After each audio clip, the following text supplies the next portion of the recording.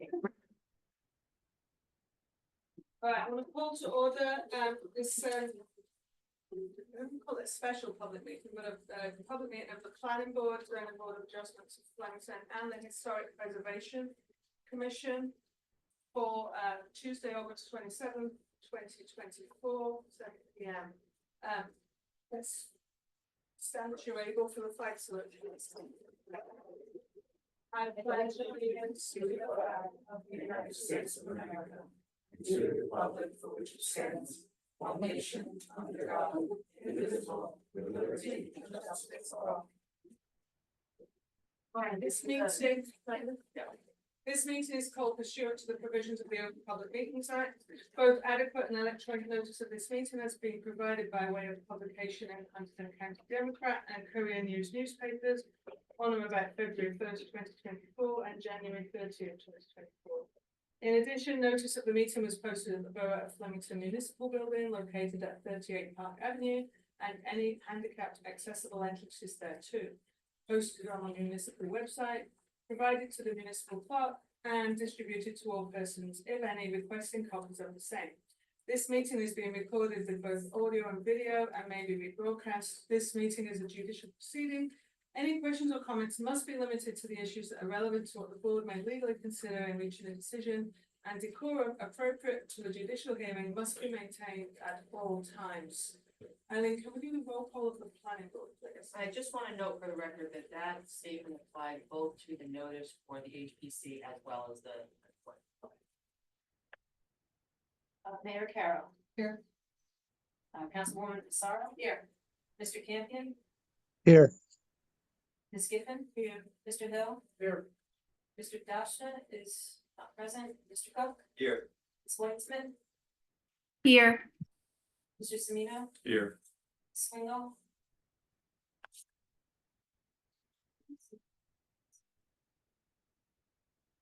Melissa is here.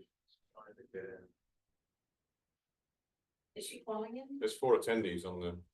I have Betsy, Norma, and Richard Slaughter, and a 908 number. a 908. Yeah. Yeah, 908-200. We only have the 908 and now the 767. Yes, no, that's not that. Are we using the planning board one, the HPC? The planning board. Let's wait for it to get in. Can you let Mr. Echo, Here. Mr. Show, Here. Ms. Kaczynski, here, Ms. McManus, here, Mr. Galina. Here. And Mr. Clerico and Mr. Troutman are excused. Thank you. Yeah, no. We'll mention that she's in as soon as she comes in. Right, Marcella? Okay. All right. Okay, thank you. So this is also an HPC meeting, so I'll now read our normal introduction. So this is a special meeting of the HPC Tuesday, August 27th, 2024. The Flemington HPC will hold a special joint meeting with the planning board at 7 p.m. both in person and online. The public is welcome to attend either in person at Borough Hall, the Park Avenue, Flemington, or online through the Zoom platform. This meeting is being held in accordance with the Open Public Meetings Act. Can we do a roll call, please, Jennifer? Yes, Richard Giffen. Here. Emily Hammer. Yes. Wendy Orr. She's absent. Richard Slaughter. He's online. Richard, can you hear us? Here, yeah, I can now. Can you hear me? Jennifer Williford here. Dennis Show. Here. Bonnie Cafera here. Council Liaison Trent Levitt. And professional consultant John Hatch. Here. So do we take over the meeting now, or how does it work? Or you want to- I wanna, yeah, I'd like to make a I motion. just want to, for the record, Melissa Swingle has been promoted to analyst, she's now. Do we need to get confirmation verbally that she's here like a roll call? Go Yeah, back to our roll let's call. do that, yep. Melissa, can you confirm that you are present in the meeting, please? Here. Thank you very much. I'd like to make a motion to amend the agenda to move item 11, the resolution for application 2024-02 to prior to the public hearing. I'll second. Or do you want to put it chair? Yeah, we'll do it at number 2. We'll make that as number 2, okay, and renumber accordingly, so Yeah. motion the second. Second. All in favor or roll call? All in favor. All in favor? Aye. Any objection? All right, so the first item on the planning board agenda is an item for public comment. This is a time for comment about things that are not currently on our agenda. If you have comments, if you're here for comments on any of the items on the agenda, there will be time for that. This is if you have any comments about anything else. Anybody have any comments they want to make on planning board items not currently on the agenda? Seeing none in person, and I don't see any hands raised online, so seeing none, we'll move to item 2, which is the resolution for Douglas Siebert, application 2024-02, block 4119, 189 Main Street. The resolution of our decision at previous meeting, right? Yes, it's to memorialize the action taken by the board at the July meeting, regarding the application for certificate of non-conforming use. Right, I make motion. can I get a second please for that? I'll second the motion. Thank you. Eileen, can we take the roll?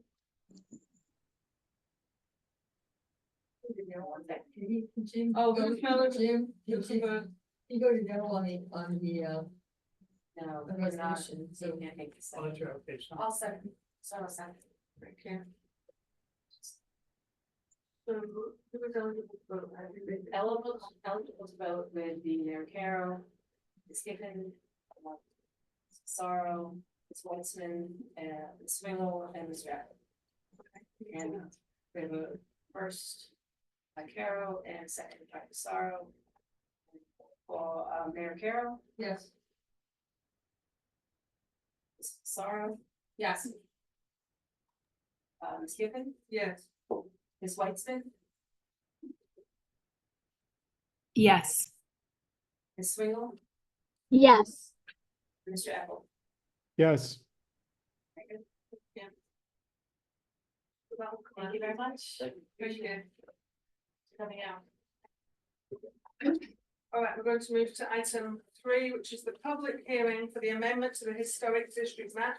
At which point I'm going to hand the meeting over to the Historic Preservation Commission to run. Okay, thank you. Thank you, Chair. Thank you everyone for coming. I guess a lot of you here for the map public hearing. So just to introduce, so the people on the front row here, we're the HPC. So we're all volunteers. We're all your neighbours. We're all meet monthly, and we're going to talk tonight about the proposal to amend the historic district map.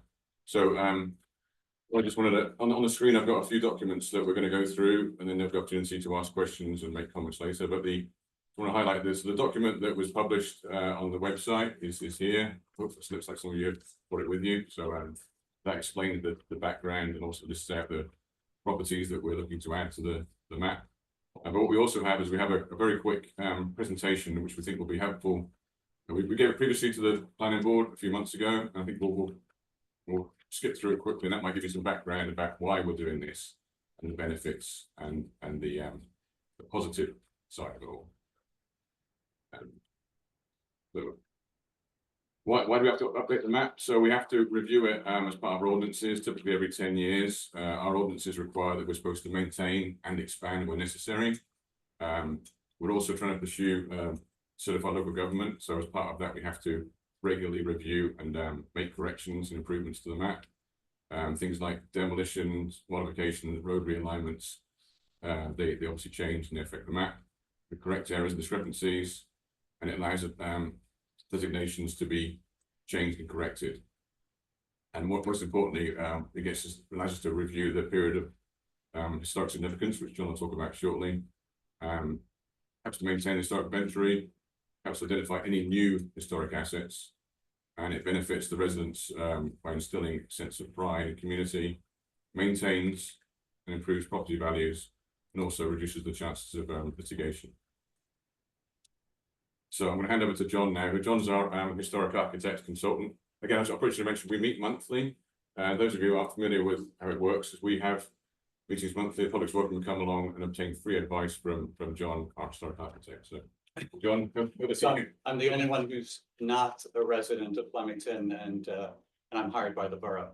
And I'm an architect, I'm a historic preservation architect, I'm a principal with Clark Hayden Hints. And have been working with the Historic Preservation Commission for many years. So a little background on historic districts, just to get things kind of clear. There are essentially two kinds of districts. There are districts that are on the state and national registers of historic places. Those and to be listed on the state and national registers of historic places is an acknowledgement of the significance either of an individual structure or a historic district. And being listed adds some controls over generally governmental actions that affect historic properties. And there are also some incentives that come with being listed on a state and national register for a property that's owned by a level of government or by a not-for-profit. It could become eligible to apply for funding, for instance, from the New Jersey Historic Trust. And if you have a commercial property, you could become eligible for a federal historic tax credit. There are also locally designated properties and districts. And for locally designated districts, that's when the local historic preservation ordinance comes into play. And that's what's here in Flemington, what you see. That's the Historic Preservation Commission, and work that impacts the exterior of projects that are in a locally designated district, like Flemington, comes before the HPC for review and comments. Go ahead. So Flemington is both, the Flemington Historic District is both on the state and national registers of historic places. It was placed on that in 1980. And just a little background, that's an early nomination. So it's a relatively inconsistent and incomplete nomination, but it's on the state and national register of historic places. So there are projects in Flemington that have gotten federal historic tax credits and that have also gotten funding from the New Jersey Historic Trust, but it's also a locally designated district. The boundaries of the district periodically have been adjusted to reflect changes on the ground in Flemington. There was a modest reconfiguration several years ago as part of the update to the master plan. And a revised historic preservation ordinance was implemented in 2011. The map of the local historic district has some inconsistencies and some errors. Some of those were corrected a few years ago in 2019. Generally, that was corrections of, there were road realignments, as Richard said, there were some demolitions, there was some new construction, and there were errors in how properties were designated. If they were encroaching, not contributing, contributing, or significant. So most of those corrections were made back in 2019. However, there were inconsistencies related to the boundary of the historic district. Those were not corrected in 2019, so that's what we're looking at correcting today. So, we saw this one. What did you want? if you want to run down. Yeah, just get to a brief. And this is like almost the last step of the various stages. So we had to update the map to reflect current conditions. As John mentioned, that's complete. We provided a historic photographic record of the structures. That's complete. We've performed a review of the period of significance. That's complete. We made recommendations for changes for individual structures. That's complete. And now we're making recommendations for changes to the boundary. And then updating the map. So that's basically we're up at the last stage of the process of making this change. So over to you, Dr. So this is the map that had been in place in 2012. And so it shows the outline of the historic district. It shows the different colors of properties within the district show what designation it has, and that includes contributing, which is generally those in green, the ones in kind of orange were significant. Non-contributing is purple, and encroaching is blue, and black were ones that had been demolished. And you can see there were kind of some floating properties that were outside of the district, which made it very particularly confusing about whether they should be considered by the Historic Preservation Commission or not, how those should be addressed. And so that was really back in probably 2017 or 18 was the impetus for this whole project to address those odd outliers that were mentioned in the state and federal nomination, but really weren't addressed in an adequate way in the Flemington's Historic Preservation Ordinance and on the map. So previously, so this just indicates previous changes. There were road realignments. Go ahead. A number of demolitions. Those were all addressed. And in 2020, those changes, along with a number of corrections to individual designations for properties, those were adopted and made part of the borough's master plan. But there was no change, no corrections to the boundaries of the historic district were made at that time. I'm going to talk just briefly about a period of significance and why that matters for the historic district. So a period of significance is what makes, is the period essentially of construction of the district, and that gives it its unique character. And so for Flemington, it is quite a long period of significance. It begins with European settlement in the 18th century. And then there were several waves of development relating to local, state, and national trends. And those are very apparent if you're walking around Flemington and looking at the architecture. You can relate the different periods of architecture to very, very particular things that are happening locally in New Jersey and nationally. The bulk of the borough was fully developed by the early 20th century. That continued kind of through the first quarter. After World War II, both in Flemington and nationally, development patterns changed dramatically. And that's really when you see what's called suburban sprawl and suburban development patterns. But before that, much of Flemington borough had been developed. And the Great Depression marks a really significant break in development nationally and also in Flemington. And that's also marked by the Lindbergh kidnapping trial in 1934, finishing in 1935. So part of the research that we looked at was a whole series of maps, historic maps for Flemington, including Sanborn maps, which were available until 1929. Those are insurance maps that were very detailed and showed how places like Flemington developed. And then in 1931, a great resource was an aerial. There were then, starting in 1931, there were a series of aerials that were taken over Flemington, and 1931 is really the most relevant one. So go ahead. So using the historic maps, using other research, and using the aerial, we could see where there were errors in the previous historic district map. So the map, if you take the period of significance for Flemington to be the earliest construction by European settlers in the 18th century, up till essentially the Great Depression, you can see that there were a number of areas in Flemington that had been built that were not included in the historic district map. And so that's what's circled here. These particular areas were not included in this map. The next one. So you can see those particular areas, if you want to toggle back and forth between the aerial and this one, you can see how that relates. And then if you go to the next map, so you can see, so this is what's being recommended this evening. These are the pieces of Flemington Borough that were constructed before 1935. that had not been included in the previous historic district map.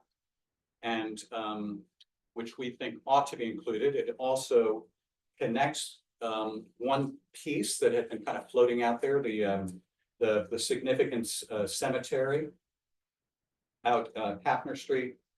And so it's really about making the historic district map consistent and to reflect actual historic reality. And when you go the next, this is the actual list of the properties that are proposed to be added.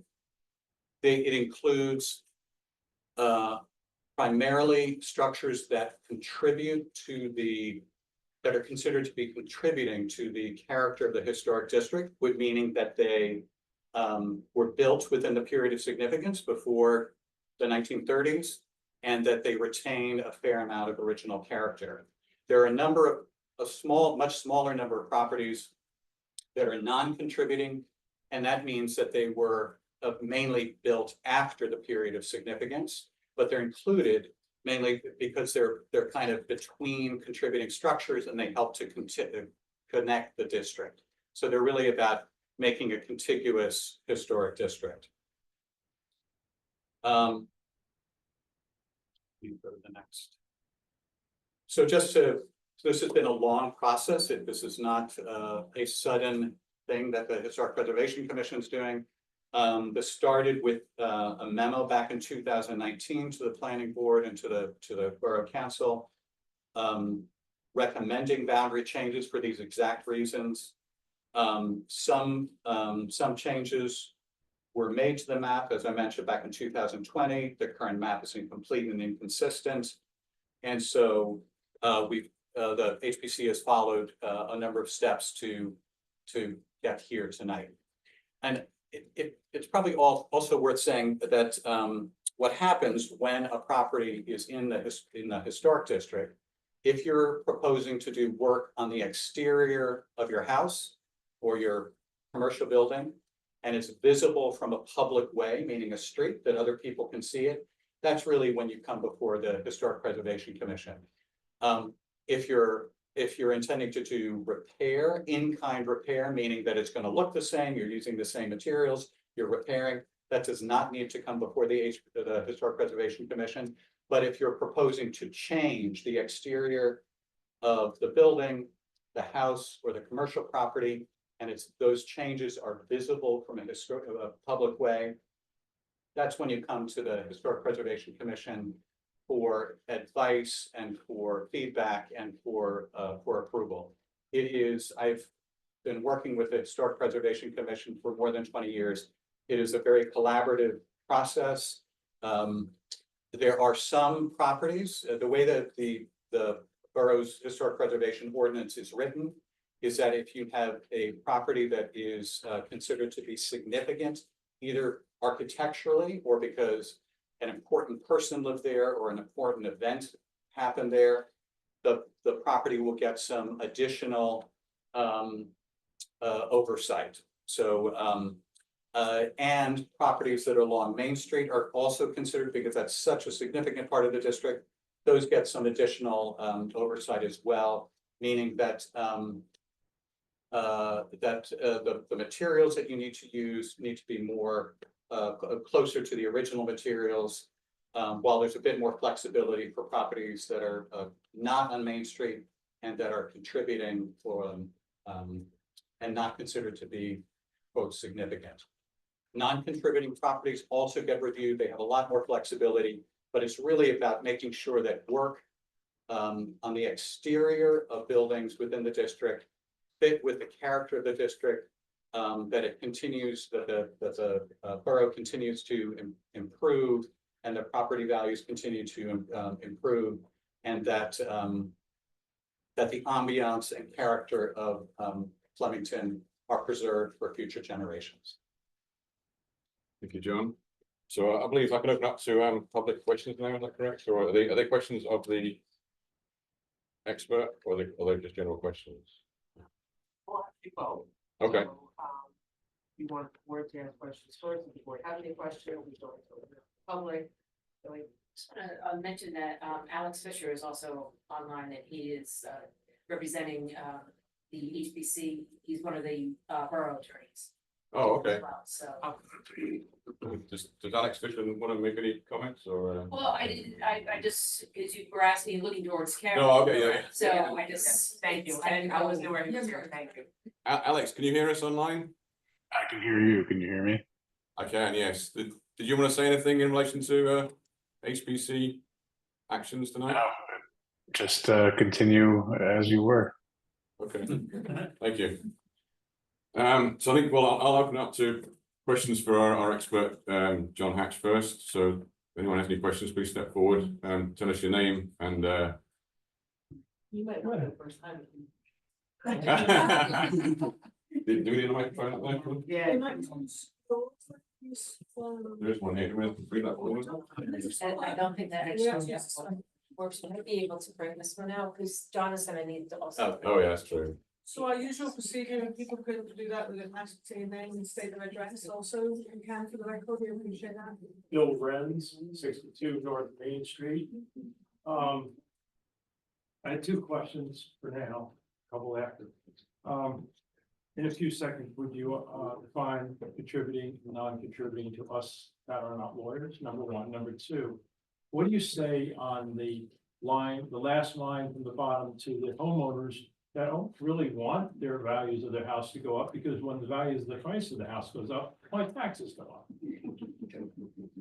Okay, I understand where you're coming from, what you're all trying to do, and I think, Mr. Giffen, you're the gentleman that took the time to speak with me. I appreciate your time. But I'm dealing with a house that is 3/5 historic, which you and I spoke about, because it's a federal colonial, with a 2020, sorry, 2004 addition on it. So what makes that historic, other than the fact that you're looking at the outside of a brick house? Those are my comments for now.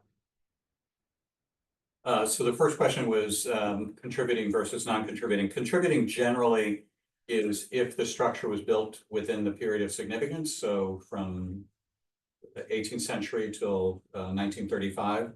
And if the character of the house, even if it's been altered over time, and even if it has an addition that's not within the period of significance, if the overall character, you can still discern the original character. It hasn't been so altered that you can't tell, the character and characteristics of its original construction.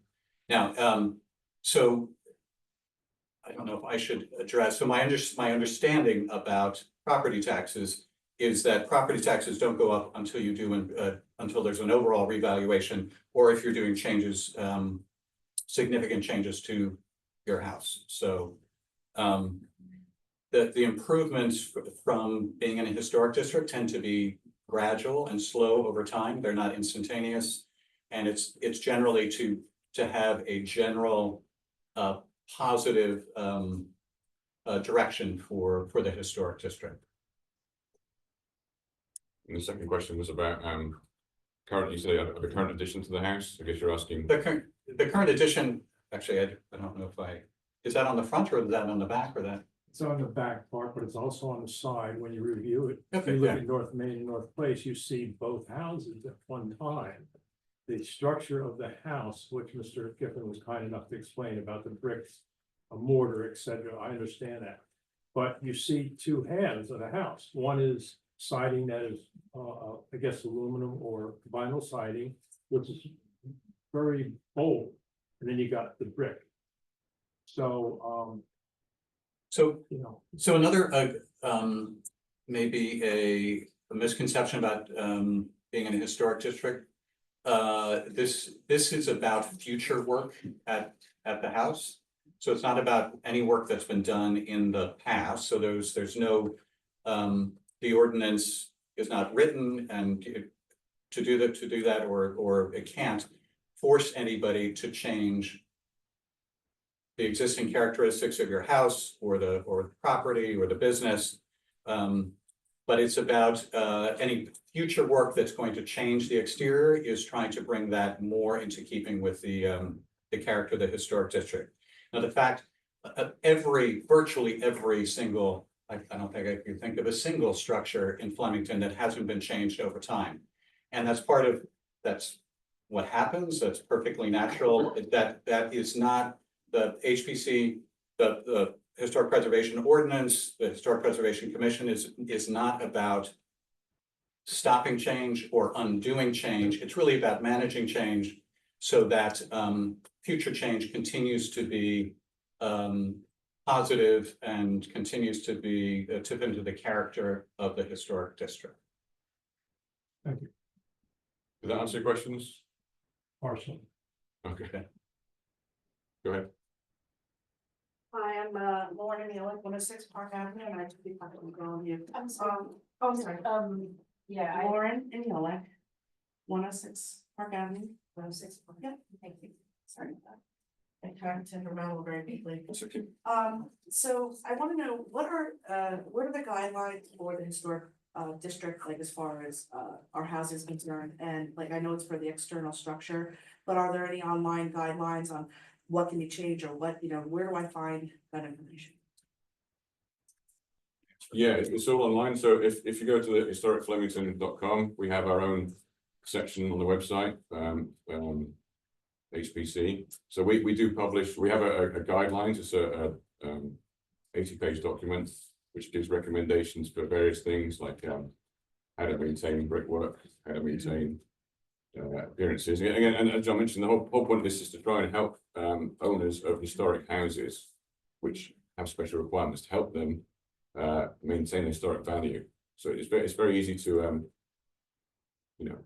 to make mistakes. So there's a lot of other guidance there on suggestions on how to maintain, for example, like gutters, you're replacing gutters, replace them with gutters that are historically appropriate, things like that. So we have a lot of information there to help the homeowner maintain their property.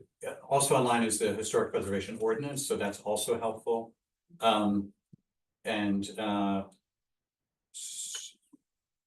Yeah.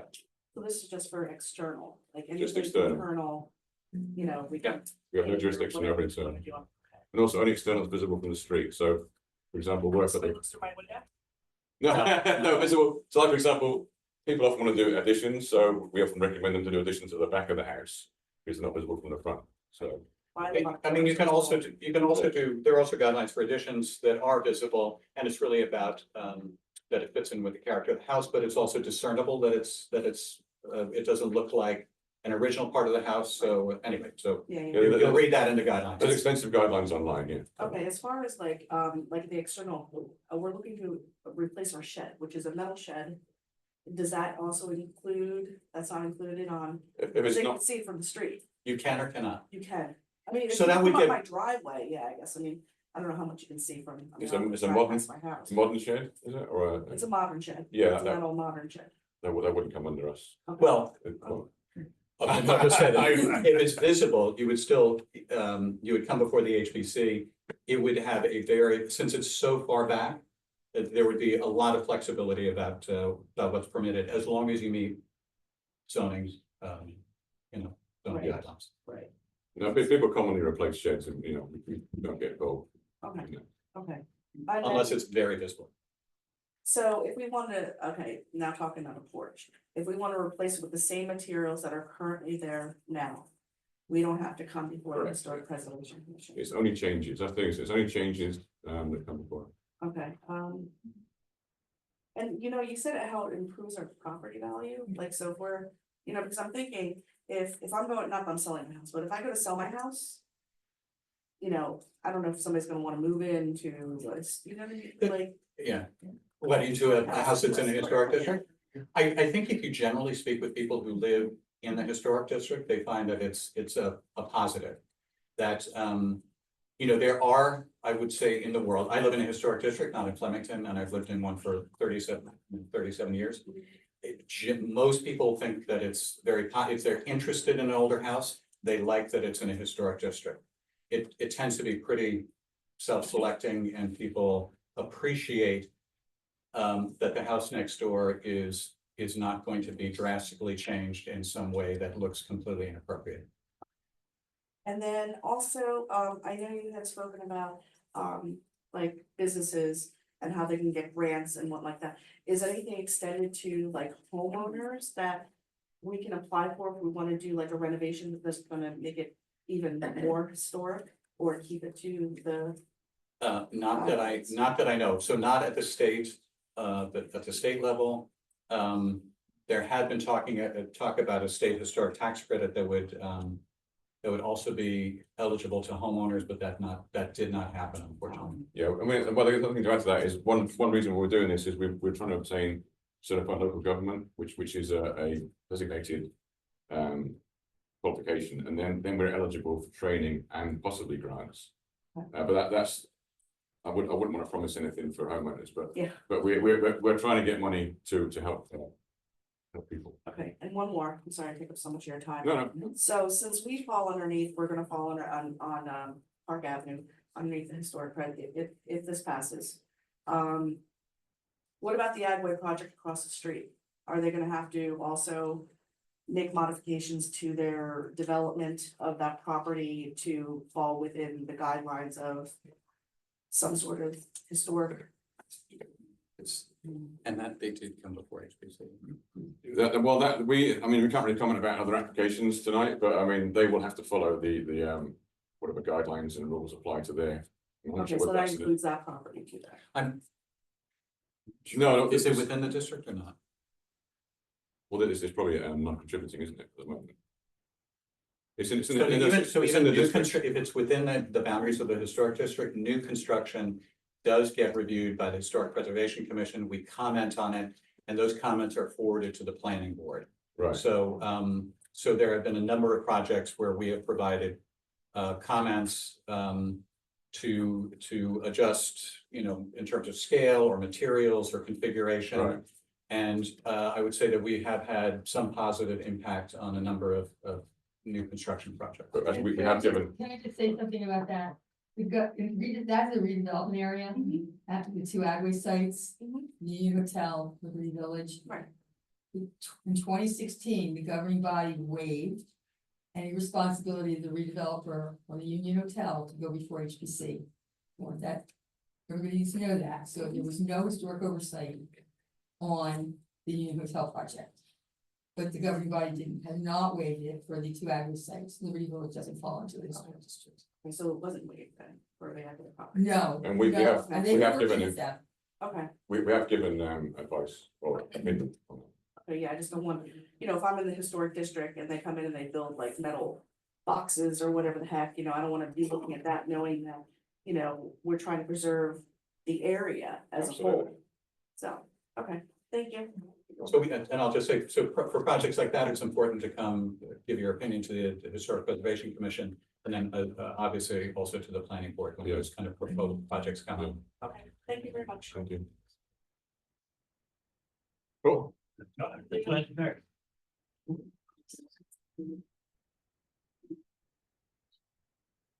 It's my fault.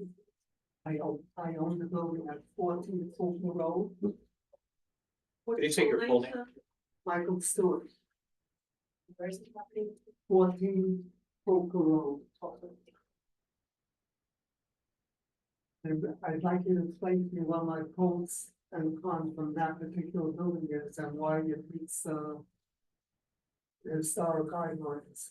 So 14 Fulcor looks like it was primarily because it was built during the period of significance, so it's considered to be contributing Means it was built in like before 110. before 1935. Now, that's the way it looked from everything that we found. If you,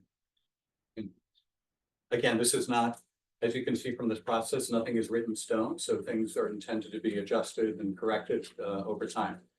In any case, this is considered to be contributing property. If you're going to make changes to the exterior, if you're proposing changes, those would get reviewed by the Historic Preservation Commission, and you'd get comments and then a certificate of appropriateness when the work is considered to be appropriate. If you're not making changes, or if you're just doing repairs, you do not come before the Historic Preservation Commission. And if you're making changes on the interior, you do not come before the Historic Preservation Commission. So the only the only difference now is if you're going to change the exterior that gets reviewed. It is a pretty painless process. The commission is very collaborative and wants to work with you to make the project as good as possible and as historically appropriate as possible. Okay, but I spoke to, I was notified about this 2 days ago. Okay. And I spoke in the last 2 days, quite a few different lawyers. And everyone says it brings down the value of the building. Brings down the value. Why? So you say it brings down the value? Brings down the value. Everyone I spoke to said that, and I actually have the building on the market for sale. And people that were interested walked away from it. So the research that I have seen and all of the research that I've seen shows that historic districts show a gradual increase in property values as compared to properties that are not in historic districts. If I want to object to what can I do or? This is what you're doing right now. Yeah, the planning board are listening to your comments, so, I mean, it's what your objection is that you think it's gonna degrade your property value? I mean, all I the, get ready from speaking to the building, you know, and I actually have the building on the market for sale. And based on what I've seen in the last 2 days, definitely will. well, that's not consistent with other, research that we're told. It's commercial. Yeah. I would appreciate if they don't make I would appreciate if they don't make this, sorry. Well, as John explained, we have to have a budget, you can't easily. Thank you. Okay, thank you.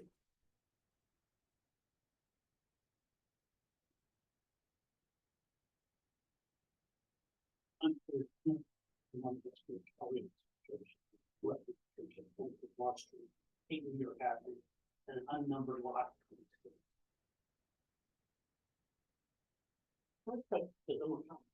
Why does the building be built in a historic? It's full. I'm sorry, what? Why the building, because the building was 1899. How does that make it historic or just being old? If you look around, a whole lot of places on the historic district, that have no history. I have a routine, normal 2-bedroom house. Are you talking about 8 New York Avenue? Or- In fact, it has stucco half sided.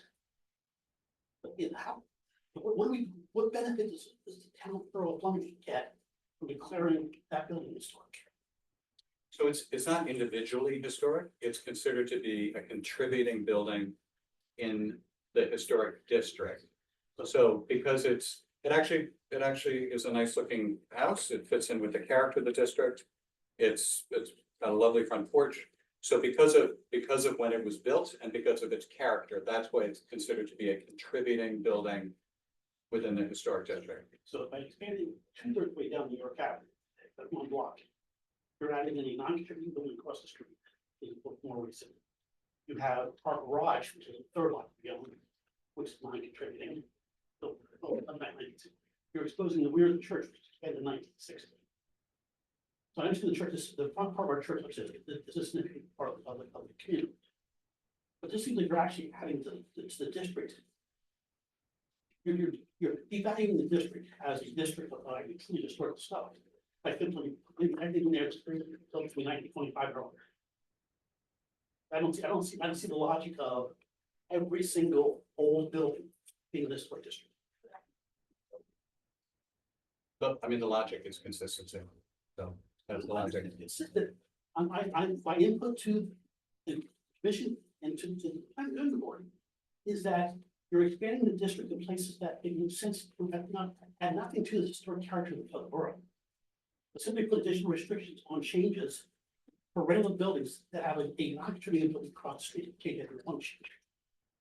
You make our life more difficult but does not have a major value. And again, I'm not challenging the value of the church being part of the district. It's beautiful 1843 built, 61. Oh, that's all. It's a little dirt. But normal 2-story home. Yeah, and then you draw the line kind of swiftly around other stuff and say merit, which said, yeah, and we a little bit like this. Can I understand the logic of just say, oh, because it's old, it's historic. Well, I think John didn't just explain that. He explained that the important logic is this aerial map. So your property existed in 1934. So that is our logic, is that properties that were existed in 1934 are considered before the period of significance. So that there is a logic to it. We're not arbitrarily drawing a line. Yeah, but your logic is, if it's old as historic. Well, if it's. There are old structures that have been altered to such a great degree that they're not contributing anymore.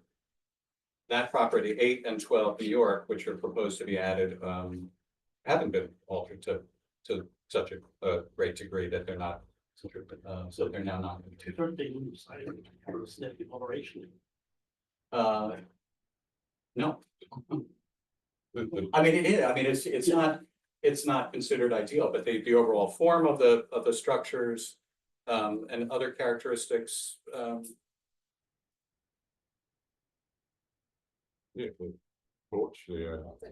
By the way, it probably would not comply The- with your. sorry, for what, 8 New York Avenue? 8 New York Avenue, that's a new porch. Can we have one comment at a time? Sorry. For the record, we have to- What he's saying. I will repeat the section on the record officially. Thank you. The porch is new, it is not part of this, it is not part of this story, there is.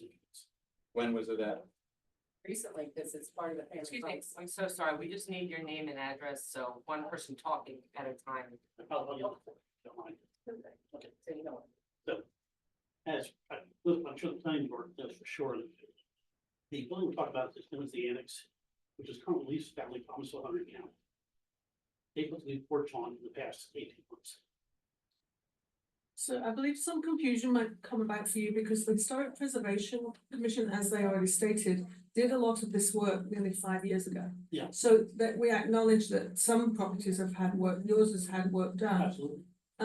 But can I also ask the HPC to just comment on this, that I'm feeling that people are concerned about joining the historic district because they feel it's going to be a burden. Can I ask to that point, how many of the applications that have come before you in, say, the last 2 years or 3 years have been denied? As a proportion, you I give me a don't rough think proportion. we generally have about 25 applications a year. I only think of one in the last 3 years that was initially denied and then eventually it was approved.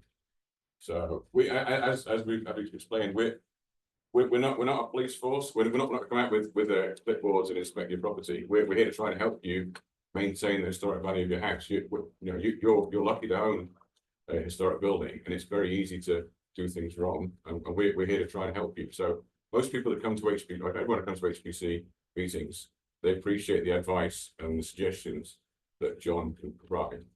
It's a free service. For example, it's very easy to put the wrong gutters on.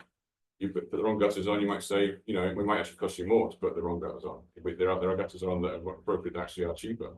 You see, there's lots of experience here can help you as owners of old houses. I mean, they are historic. Your houses are historic. Whether you like it or not, they're historic. So, By definition, if it's old, it's historic. well, no, not necessarily. What is old? I mean, old is subjective, but we have to have rules, and HP. Period significance is 1934. For clarity, I find the rules that you're using to be arbitrary.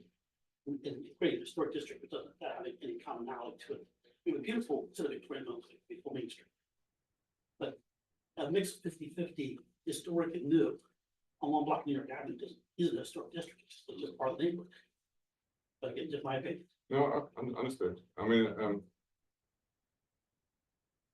yeah, hopefully we reassure you that we're a painless service to help you as homeowners. We're not here to stop you doing work. We're not here to prevent you from doing things. We're here to help you maintain your I property. appreciate the objective. The church part of our property, we have had a number of their iterations, but it does not be painless. You need to come through us, so we we might have helped you with some of those things. So. Wasn't me personally. Okay. I can't go beyond. Okay, sorry. I appreciate the time. No, thank you for the feedback. Anybody else? Go ahead. My name is Janet Feather. I live at 45 North Main Street for the last 36 years. To be clear, if I had my choice as to participate in a historic district, it would be to visit and not to own in it. I do love a good historic district, but not as a homeowner. We are a non-contributing, which I'm happy about. I have a couple of questions. One would be, are you talking about the structure only? So for things like walkway, driveway, wall, are those considered part of the structure? And they would have to come before this body or not? Again, it's change. I mean, you've been non-contributing, you're a bit different. I mean, there's less restrictions on Less but non-contributing. not none. If you're good, right. So it's really, the intention is that, changes to the exterior are as much as possible in keeping with the character of the district. So, exterior walls, if you do have I guess a retaining wall in the front, so if you're gonna change that, that would get reviewed. Walkways, The Burroughs Wall. They built that. I'm sorry, really? That's the Burroughs Wall. Oh. They built that. We appreciate it. Oh, okay. And then other things, it depends on visibility from a public way. In general, the commission has very, very rarely looked at walkways and driveways and things like that. It's really about the building in general. So another thing that concerns me is we share a driveway with a property that is contributing. Part of that driveway now is, I think you would call it concrete, cement. The top part of it is asphalt. Would it be considered, what if I wanted pavers on my side of that driveway that's shared with a contributing property? Does that sound like something that would have to I come mean, forward? like split down the middle, is that what you're saying? We literally have a shared driveway with a contributing property. That is highly conjectural. I have no idea what the advice We would be. typically wouldn't get involved in that, to be honest. I mean, obviously, we're here to help. Again, if you wanted advice on putting something down, that would help. Again, the advice we give, typically people are pleased with. So, there are suggestions on different materials that, for example, gravel is maybe not great. Gravel gets out to the street, whereas pavers are good. So again, that's not really our concern. Really, is that it's more the fabric of the building. For the structure. Yeah. Okay, so when you say that there are less restrictions but not none, can you give me an example of something else besides driveway, walkway that That as a non-contributing property would have to come before the board or the commission? And I'm gonna distinguish between a non-contributing and a significant property. So even contributing properties, there's quite a bit of flexibility typically about materials that you're gonna use. There's gonna be feedback about how it looks, but the way the ordinance is written is that there is flexibility in terms of using more modern materials that look historic. So, and for a non-contributing structure, that would be even a bit more flexibility. So non-historic materials, as long as they are a pretty good visual match, particularly from a distance, would be permitted. So. What you mentioned, omissions, errors, inconsistencies, how did that happen? What would make that happen? The previous plan. When the historic district nomination was put together in 1980, the standards for writing the nominations was not as high as they are today. And so the folks that put that nomination together did the best that they could do at the time. And it was really only over time and using that map that was put together for the state and national register, which ended up becoming a map for the local district, and seeing how those inconsistencies made it very confusing about. I pointed out some properties have kind of been floating outside of the district. Should the HPC be looking at those? Should they not be looking at those?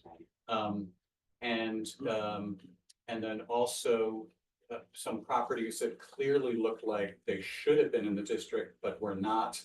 That was also confusion. So that's really, it was using that map over time and seeing on the ground that there were errors and inconsistencies So most of them go brought back up this to, property, brought up this process. so most of them go back to like. Yeah, 1980, yeah.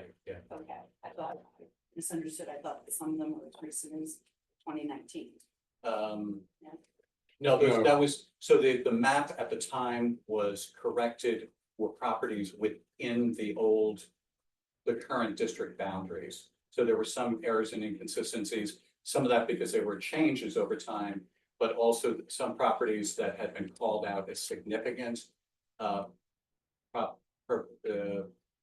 Perhaps weren't architecturally significant, and other buildings that clearly were architecturally significant had been called contributing or even non-contributing. So there was some adjustment, correction to those designations in 2019 and 2020 within the district boundary. What is the time frame for implementation? You take action tonight. What is you advertise this after the fact and your action tonight, and Well, when this, is the effective? this is the public hearing, so I think you're invited to give comments tonight, and then the planning board will be the body that will be recommending, I believe, for adoption.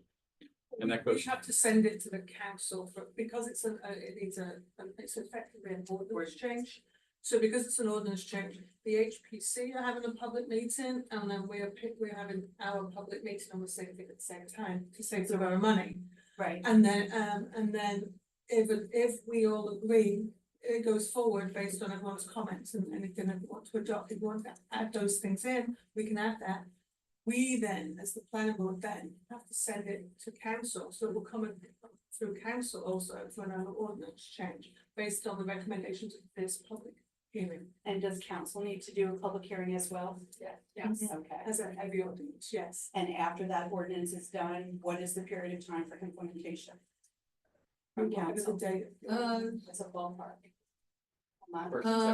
I'm gonna turn to Alex Fisher on that because, for attorney, because I don't know if there's an estoppel period on something like that, Alex, or does it become immediate? I'd have to look into that and let you know, get back to you. Sure, Jen, we'll get back to you. So Historic Preservation Committee first, then Planning Board and then council. Yeah, But We're joining the HPC and the planning tonight. This is the vote whole tonight. hearing tonight. for the You'll planning vote tonight. Yeah. Okay. And just to add something to that, whenever the council does an ordinance, they have first reading at council, then it actually comes back to the planning board. Oh. For another review, and then second reading and voting by the council. But after tonight, the only public hearing will be at council level. Correct. So I better do my papers quick. Okay, let's see, contributing. Quick drive. Share. And what was the source that was used to establish the bill date to, people, what was looked at, what records? Do you So, go to deeds, or I'm sorry, do you go to a? we did not go to deeds for this. It was not that detailed. It was really using historic maps, and it was using the 1931 area.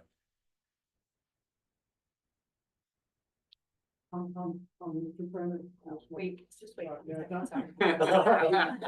I never get to talk. One other question, and that is in the past. Yeah, I've lived here a long time. In the past, the Historic Preservation Committee has been very rigorous with their review of changes and plans. What, can you describe the current, I hear helpful, I keep hearing you say helpful, people like the advice, it's great advice. Do you feel like the tenor of the commission has changed? Can you speak to that? Maybe it's better if somebody else want to speak to that? I'm happy to speak to it. No. So I hear everything you're saying. We moved into, Flemington Borough. We wanted to be in the historic district. We came from White House Station, and I will say, the moment we moved in, we had a moment of like, oh my gosh, like, is it like an HOA? Who are these people? Like, why does the color of my house have to be approved by these people?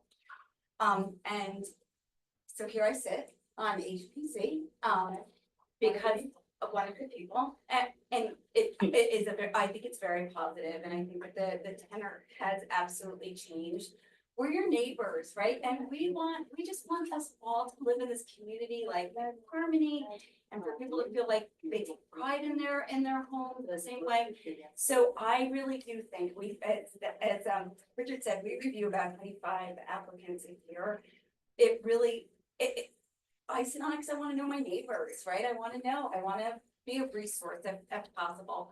So I would say really attest. I came on under different leadership. I would say I've seen a very, very big swing. I wouldn't sit here tonight if I thought that we were all tough and hard-nosed. But I think the spirit is that we all just want the best for our little community. Chairman, I'd like to add to that. My name's Emily Hammer, and I was on one of the choir's commissions. Okay, I stepped away from the commission at that time for various reasons, but I was asked to rejoin the commission because of not only my longevity here in Flemington, being an owner of a significant home on the street, but also my background and experience in the construction industry. So what I endeavor to do with all of the applicants that come before us is to, of course, be abiding by the guidelines that we're appointed to uphold, and that overall, kind of a long-term look at the historic fabric, but I'm also a realist. So I like to be able to engage in those discussions of materials and what is the upshot of the project that you're looking to do as a homeowner? How do we come to goals mutually and move you forward? So that really is why I'm here and why I was asked to be here again. From a practical standpoint, do you see that if you intend to do a project that does have to come before the commission, that you should allow extra time for, to come and maybe go back and have to revise or rethink because someone's provided input that, is it common that you're coming back before the commission? We try our best to advance at the speed of this week. I would say that Absolutely, yeah. we look not to have you wait another month. Yeah. If we can give you a recommendation and a guideline that you agree to uphold. I would like to also, we bought a historic house and do an addition, and I had contacted the commission to find out what was involved, so I got a lot of advice, because I really didn't know what was involved, and then dealing with the commission was great. John's a great resource where you can say, this is what I'm thinking. He'll say, well, what about this or what about that? And based on our experience, it was a great experience. That's why I'm on the commission. Really, everyone really wants to help people, and it's very easy. And sometimes it can even be done administratively. Absolutely. So it really didn't take any longer for us to do a project at all. So you're not seeing routine projects coming before you twice as a general rule of I can thumb? only think of one that's come before us more than once in the last 2 years. So in general, the commission tries to give the feedback, and if there are choices to be made, to provide some flexibility in the motion, and also to occasionally to give me flexibility to deal with the property owner to resolve it, kind of on the ground. So it's very, very rare. I think maybe the last meeting was more because the owner was like, oh, that's a great idea. Let me go back and check on that and I'll come back to you. Okay. So anyway. And your general feeling is that property values increase, not decrease? Yeah, so research shows, so there's a Rutgers study and there are other studies from around the country that property values in historic districts tend to increase over time much more consistently than in other kinds of neighborhoods, and in general it is gradual. So it's not like in some neighborhoods where it might be quite dramatic, where there are huge changes to the neighborhood. It tends to be much more incremental. I looked at a study online through, I guess it was TCMJ, someone's thesis, and they mentioned a figure 18.2% decrease, which was alarming to me. I would be, Okay. would send I know you. I'd be happy to- That's the- Yeah, Yeah. it's daunting. Yeah, so that is not typical. Well, I appreciate your time. Thank you very much. And Thank you. Chair, could I just ask a question? Coming off of Mrs. Previtt's comment, she mentioned about tone of the board now, of your commission now.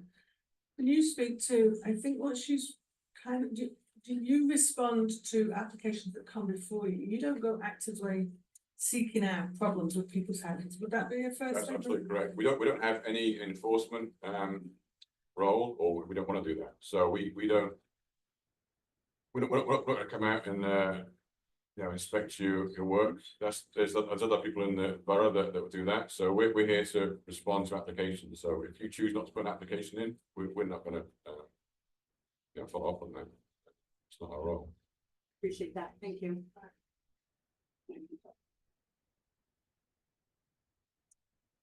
Just one more thing that John was saying there, we do try and help out for speed, so we generally have meetings once a month. So our deadline is normally the Friday before the Wednesday meeting.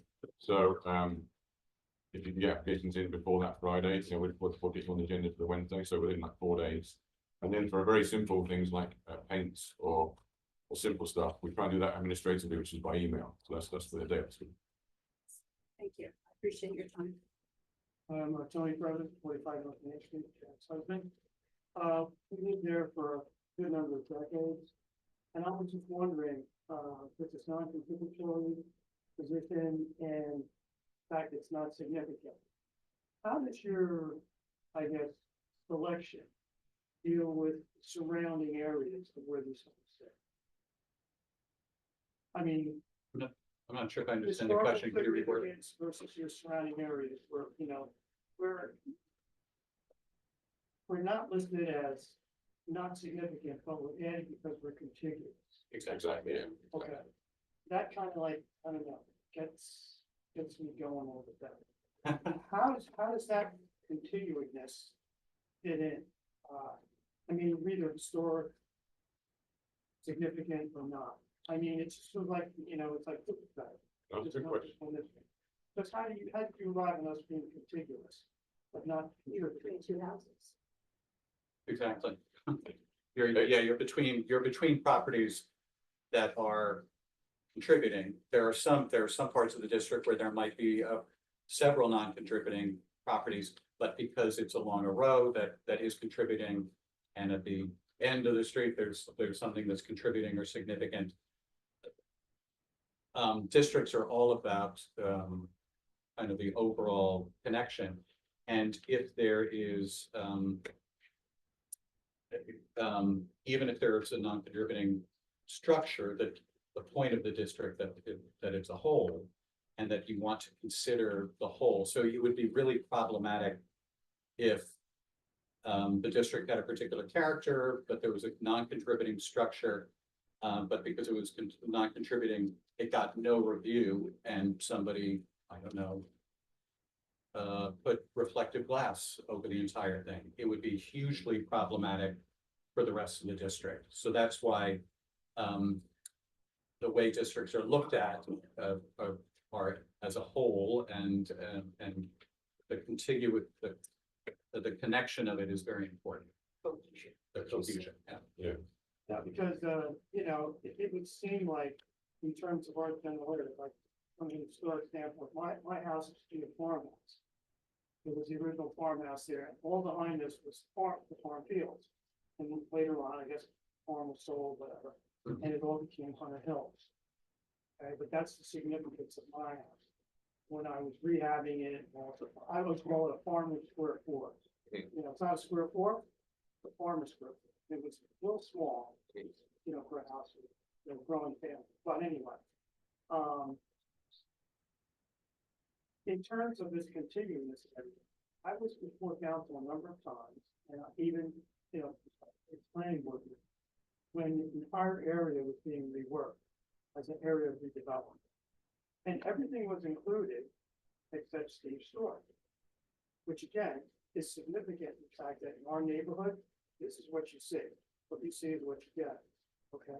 And I'm not demonizing Steve's store, but I come to this, meeting here, and I'm a little, like I say, a little taken aback that my house is not significant, but it's contiguous. And yet Steve's store wasn't contiguous in an area we developed, which very much impacts our property values, let alone our historic significance. So, I'm a little, my house wants to be historic. I'm like, it was an old farmer's store before. So, what of it? And I'm not discounting it, but just see this inconsistency with what's going on, in our area versus Yeah, this. And that's all my comment on that. okay, Thank you. thank you. Apologize, everyone. Sure, go ahead. We're planning the Calvary Church. Which look at the map. Even assuming that. That's, that building there is their garage. Yes, presumably. Or That's what the state's a lot of block from the house to the church. Okay. So that should not have any sort of non-contributing system. That just make lot. It depends on, it's shown as green, so I mean. It's much newer. Okay, so that may be, Well, again, that- may need to be. I mean, it'd be addressed, yeah. We correct that. No, that's a good point. So the Generally, we just keep so much discussion that Yeah. this is not gonna pick it up, we have to leave the pick up Sorry. the I discussion. think that- So could you just state what you said, Sorry. and make sure it's on the website? So Corey Center Calvary Church. The church property consists of 3 lots of blocks. 8 New York Avenue building, the church itself, and then the parking lot and rear of the parking lot is the same block. There's a garage with the 1960s. That's being shown green on the map. I really should get a correct color for my contributing. Yeah, it should be done. Yeah, that's a good, but does, on the face of it, looks like it's an error, needs to be fixed. Yes. So, So it's a little plus they change that one piece of the puzzle, Yeah. so we're not. We're- In the word about garage. Right, we'll review it and it looks like we'll have to correct it, but thank you. Thank you. anybody else? Is this right? Exactly. Bill Rent, 62 North Main Street again. Mr. Riffin, I have a question for you, and it's not meant to be negative in any way, so please don't take it that way. You had said that, on the individual with, New York Avenue, that it's kind of having the rules and so forth. Would you say it's more like giving us, the owners of the older houses, like guidance? We're able to come to you Mhm. as a team, say, look, I want to do my border work, you make a suggestion, I go about my business doing it. But in an earlier comment, someone had said something about that it goes to the planning board. Where does the planning board sit on stuff like, once you suggest to do this to my property? Does the planning board yay or nay, or they go with your recommendation? It's a good question. Previously, we would, applications were referred to the planning board for, what word? Review and approval, but now that doesn't happen, so we inform the planning board. But I guess an important point to make here is if you did disagree with anything that we said, you have the right to appeal to the planning board, I believe, Yes, that's correct. so. Now there are projects, redevelopment projects, that get reviewed by the planning board that we provide comment to the planning board. So that's what I was referring to. Right. But those tend to be much larger projects, not, Nothing small like that. right. Right, and then there was a comment about a demolition for a shed, tool shed. What do you do when someone like me who has the original sheds, the old horse cold sheds, just wants to demolish it, and put a new one in? Are you gonna say to me I can't do it? Now, this is visible to the road. The original house is built in 1896 by the Federal Brickyard, owned by Higgins Newsstand. It had 2, a garage and a shed. Now, the shed, I'm debating on whether I could just tear it down and put a more modern updated shed. Something within the realm of the looks of something. Did you stop me from taking that shed down? We can't, we would review it and we might encourage you to keep it, but other situations, people have the same situation, have asked us to demolish sheds and we've allowed for it, allowed it to be done. It depends on the situation and it depends on, if it's a historically important shed, we would offer you advice on how to keep it, how to maybe. But for example, this is where, what point to make is, Location is also important. yeah, so like, for example, so demolition, people think that because we're HPC, we're gonna stop demolition. We can't stop demolition. We would encourage you to think before you demolish things. And then what other applicants have done is they give reasons. So one reason might be that the shed is in terrible structural condition, or it might be that you can't maintain it. So provided there's a good reason, we would eventually. So what's the Uh, steps for someone like myself who want to be excluded from this whole map? What do I have to do? I have to reach out to my lawyer and have my lawyer get a hold of your agency if I chose to go that route? Or do I just come up to you and say, please keep me off the map?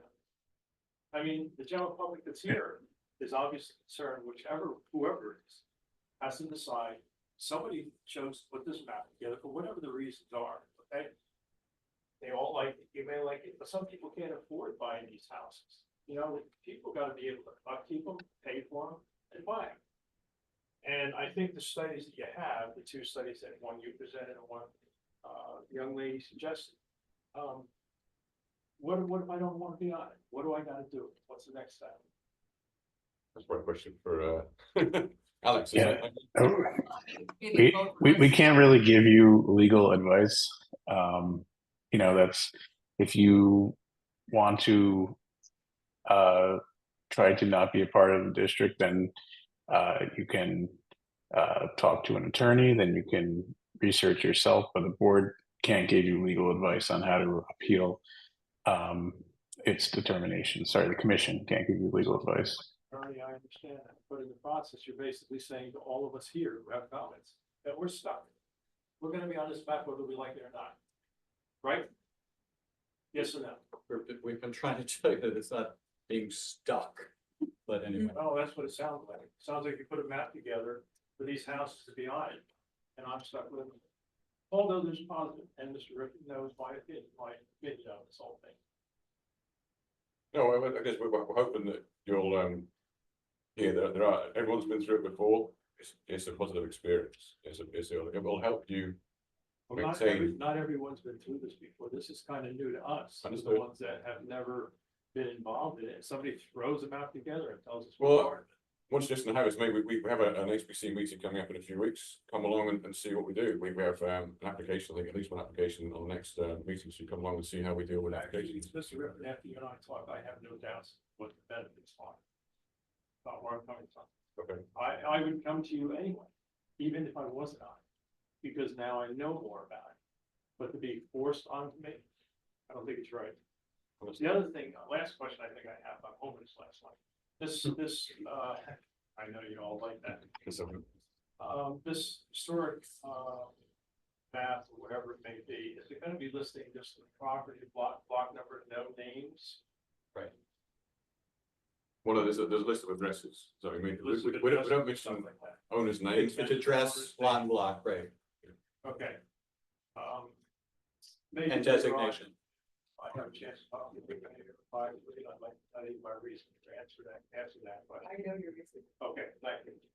Bill is out there. Thank you.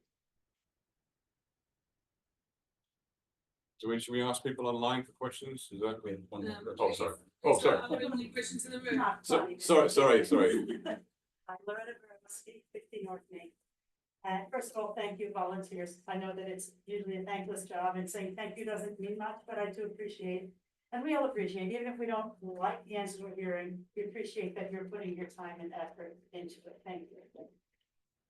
The notice that we were sent was minimal. I don't mean in terms of time, they really didn't give much information. I'm curious about, am I contributing? I don't even know what my house is. Can you pull it up, please? 50 North Main. Yes, contribute. Contributing, thank you. So if you show a picture, Yeah. hopefully the lawn is in decent shape. Yeah, 15 needs a little bit further. Yeah. Yeah, that's in.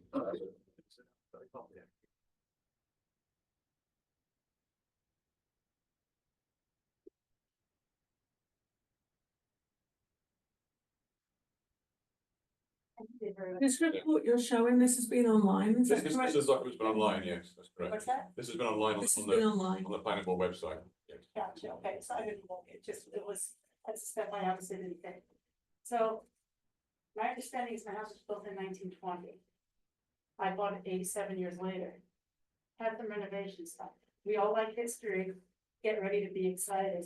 History, my historic home, got shrink wrap, well before I bought it. I'm gonna guess maybe 1980s, okay? It has another feature which I'm very happy about. Has solar on the roof, love it. My electric bills are beautiful, and I'd love to know that my neighbors, historic homes or not, can also take advantage of that, but the reality is, hard to see in that, there are big trees in front of it, it's very, very steeply pitched roof.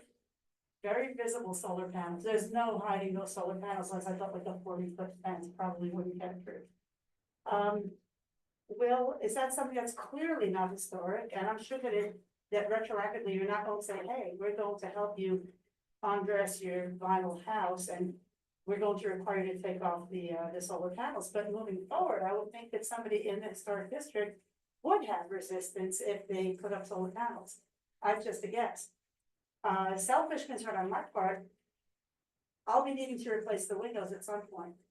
In keeping with the fine character of vinyl siding, my windows are aluminum and edged in aluminum. They're very plain looking. There's nothing fancy about them. They're not keyhole shape or anything. What I'd like to do is get several estimates and go with the one that's a decent, good price and good quality. I hate the thought that I have to bring it here and be told, well, these are the only two businesses that will install the windows that we approve of for a historic home, because that could get very costly, as you can imagine. So, Not correct, not correct.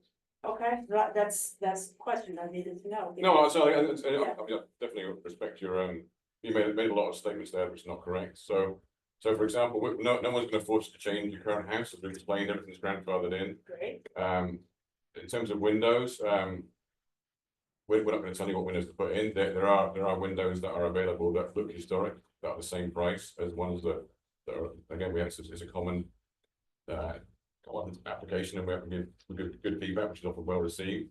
So solar panels, that is correct that we would discourage solar panels from historic rooms, but some properties have installed them. So the way it would work is we would recommend maintaining the historic character and not putting solar panels on the front. You put them on the back where it's not visible, that's great, but if you really want to do it for cost reasons, we're not going to stop you doing it. so, And also just the way the ordinance is written, it is written to encourage sustainable measures. And Right. so that the HPC takes that very seriously. Exactly. so in terms of, like you said, historic windows or whatever, I would imagine that the term grandfathering is actually a racist word, so I won't use it, but that retroactively. An existing condition, yeah. An existing condition, I would imagine that I don't have to make a more historic looking window than what I currently have. We would. Is that correct? So if you're changing the exterior, if this is always about moving a project to be more appropriate, more historically appropriate. So we would be encouraging, if you have windows that are not appropriate right now, we would be making suggestions for making them more appropriate. So, but it is a discussion going back and forth. There's never even a suggestion to use a particular manufacturer. People have occasionally asked, so we've given a range of manufacturers that people could look at. We're not permitted to endorse manufacturers or installers.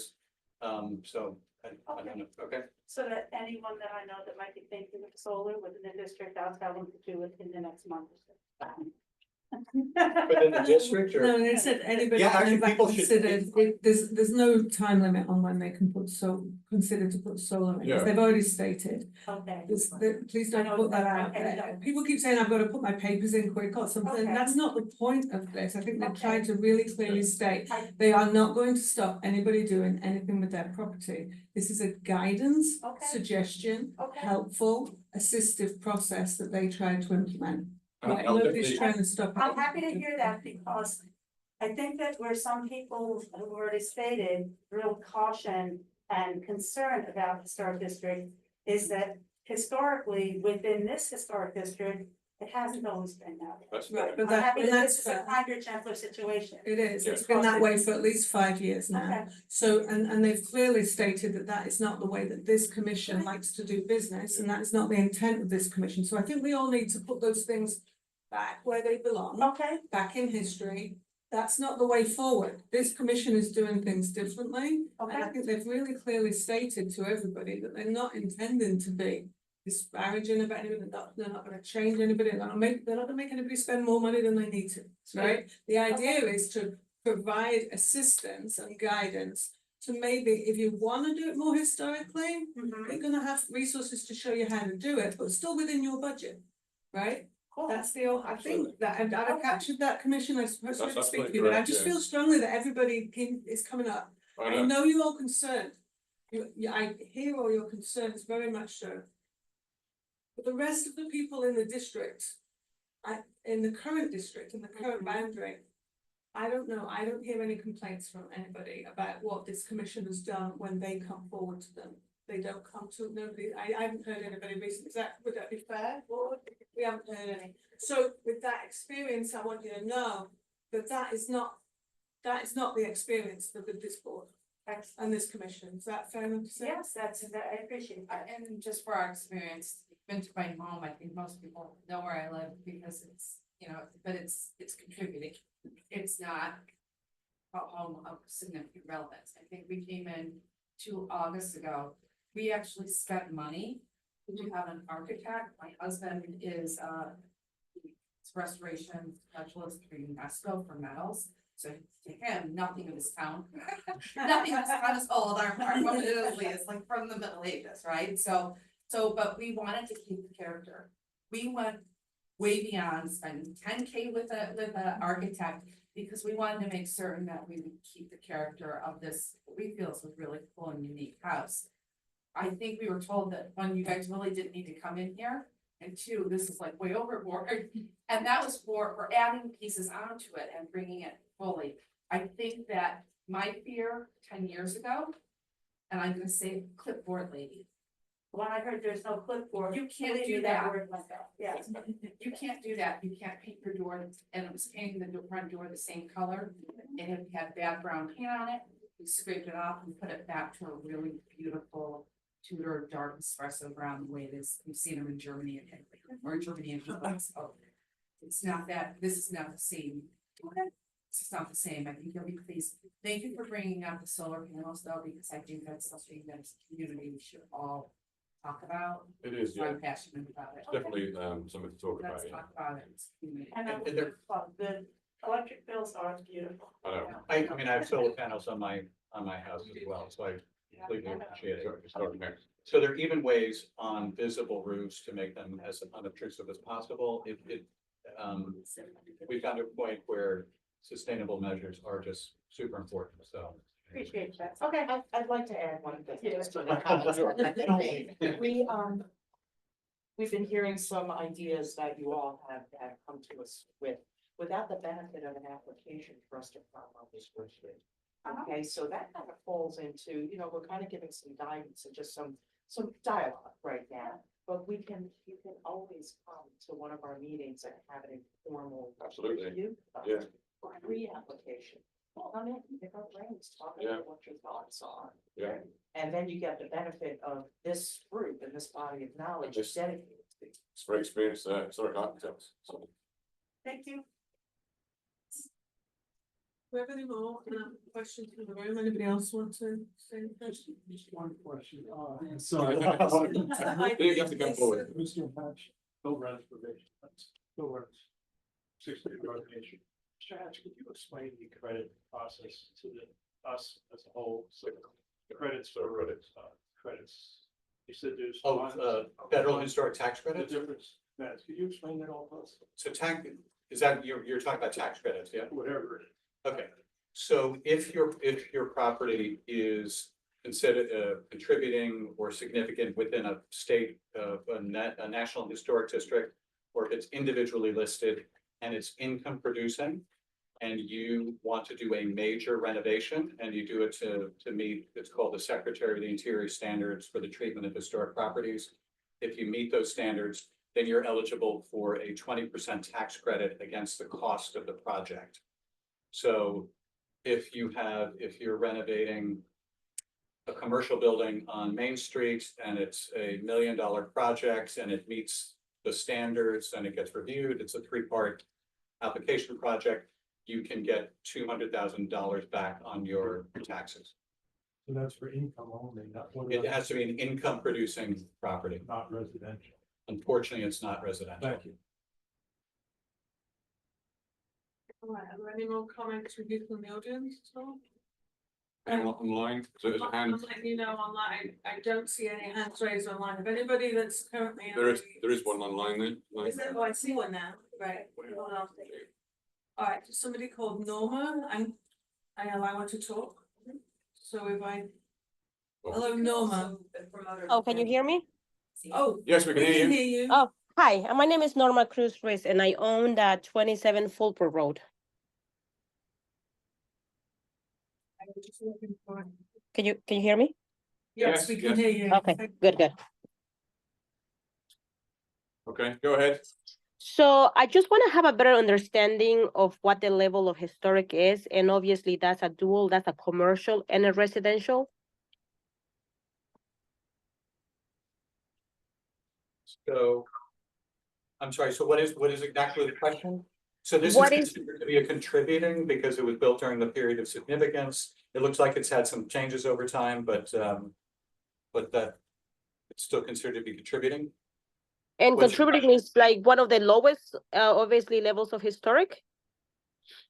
I wouldn't say, yeah, so it's considered to be, it contributes to the character of the historic district. It is not, there are buildings along Main Street that are obviously really significant architecturally. They're very high style and very impressive. Those they're considered to be significant. If you know of a famous person or event in this building, you can be significant too. Yes, Architecturally, obviously not. it contributes to the character, so. Okay, now let's say if I wanna paint the exterior, do I need to come before you guys and ask for permission, or let's say windows, roofing and things like that? If it's visible from a public way, yes. Okay. If you're repairing what's there or it's replacing them exactly in kind, but no change in appearance, then no. Okay, The paint is usually a very, very straightforward discussion and often is done administratively because it's so minor. Yeah. and based on the previous person asked something related with the taxes, will that be considered like to utilize that, or it doesn't help me at all? Because obviously it's a business on the bottom. I'm not sure are you asking if you would be eligible for a historic tax credit? Yes. So there are two things. So, I don't think that this property is within the boundaries of the state and national district. Okay, You have to be within the boundaries. And then, Okay. then the other aspect of it, it has to be income producing. So, both commercial, it could be commercial or residential income producing. If it's rental units, that counts. And then which it has is. to be a relatively major renovation. So just repainting would not be sufficient to be able to get a historic tax credit. It would need to be a relatively major renovation. Like roofing, it wouldn't be major, right? That's probably not sufficient enough, but if Okay. you were doing a residing, doing interior renovations, doing exterior renovations. So it is, it's a percentage of the basis of your building. So anyway. Okay, So the got it. calculation for how you become eligible. All right, sounds good. I understand that better. Thank you. Yep. Thank you. Thank you. Any other questions or comments from anyone, public? Go ahead, go.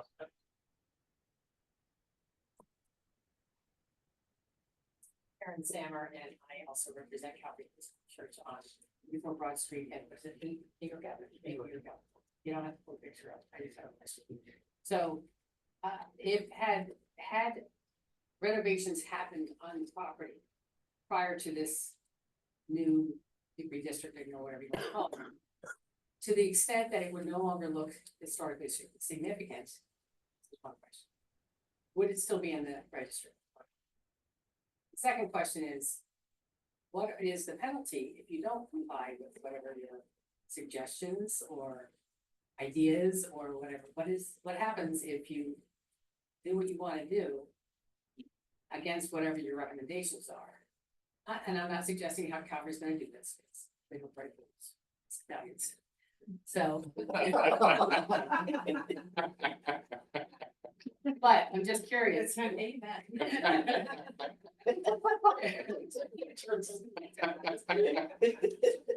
What would you do?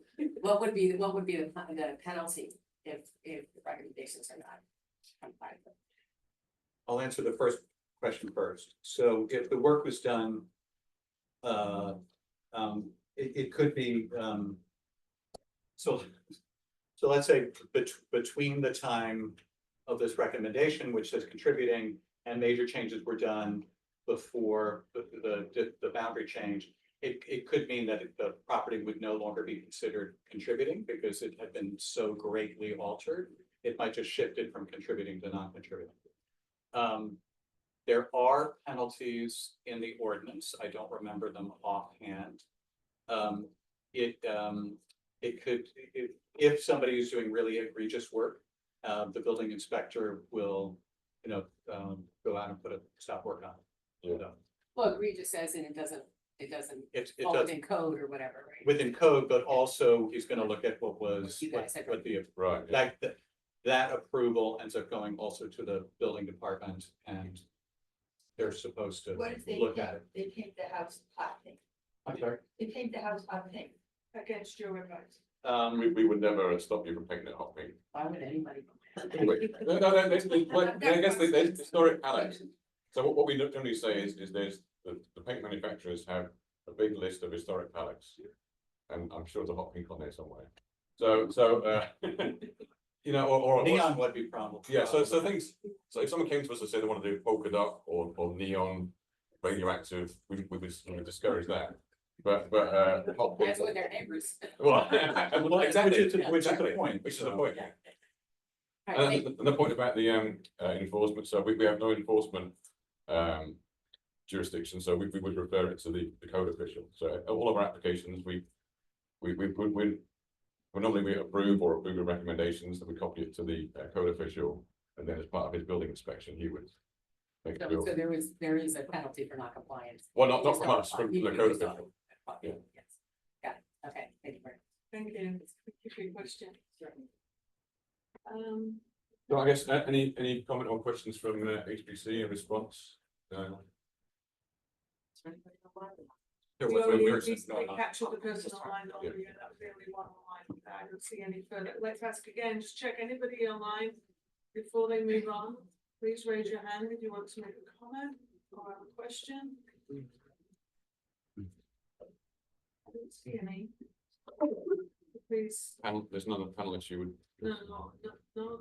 Attendees have hands up, right, so. So I guess I would invite any comment or discussion from HPC. We have a comment, Emily.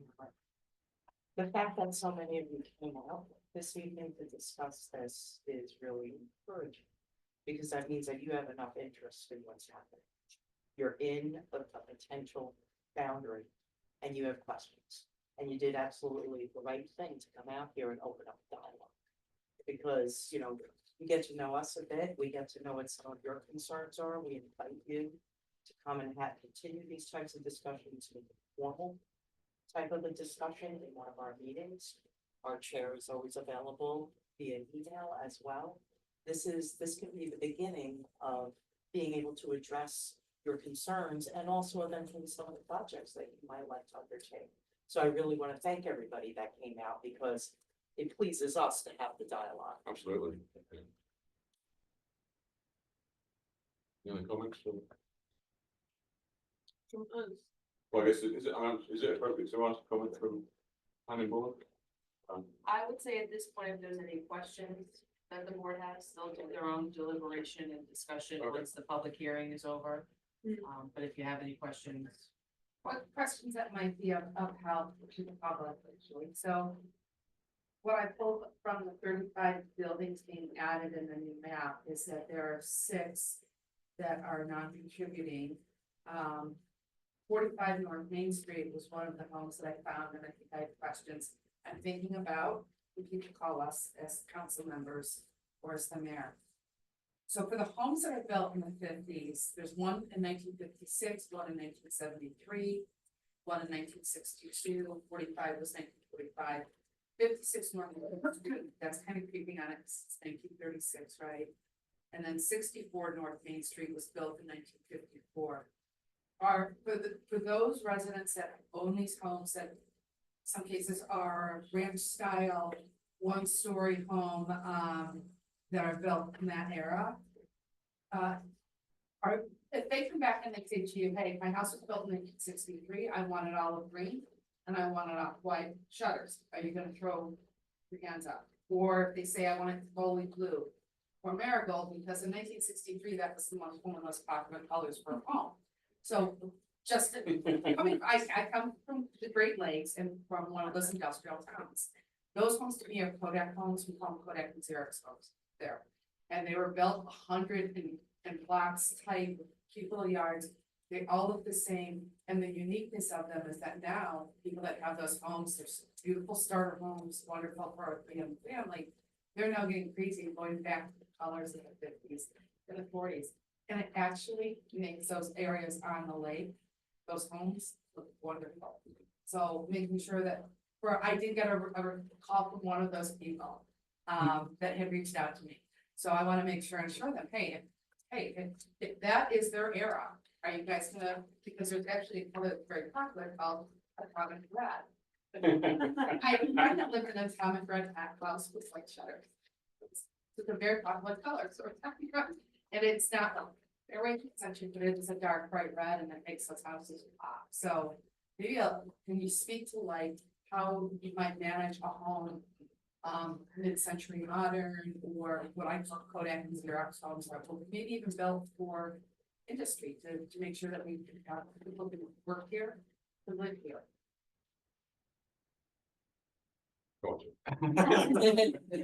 So again, this is very conjectural. So there is no intention for houses, non-contributing houses from later periods to be Victorianized or to make them look, to look like something that they are not. So the idea, I think the commission would be very open to considering what's appropriate for the house. Yeah, that was good.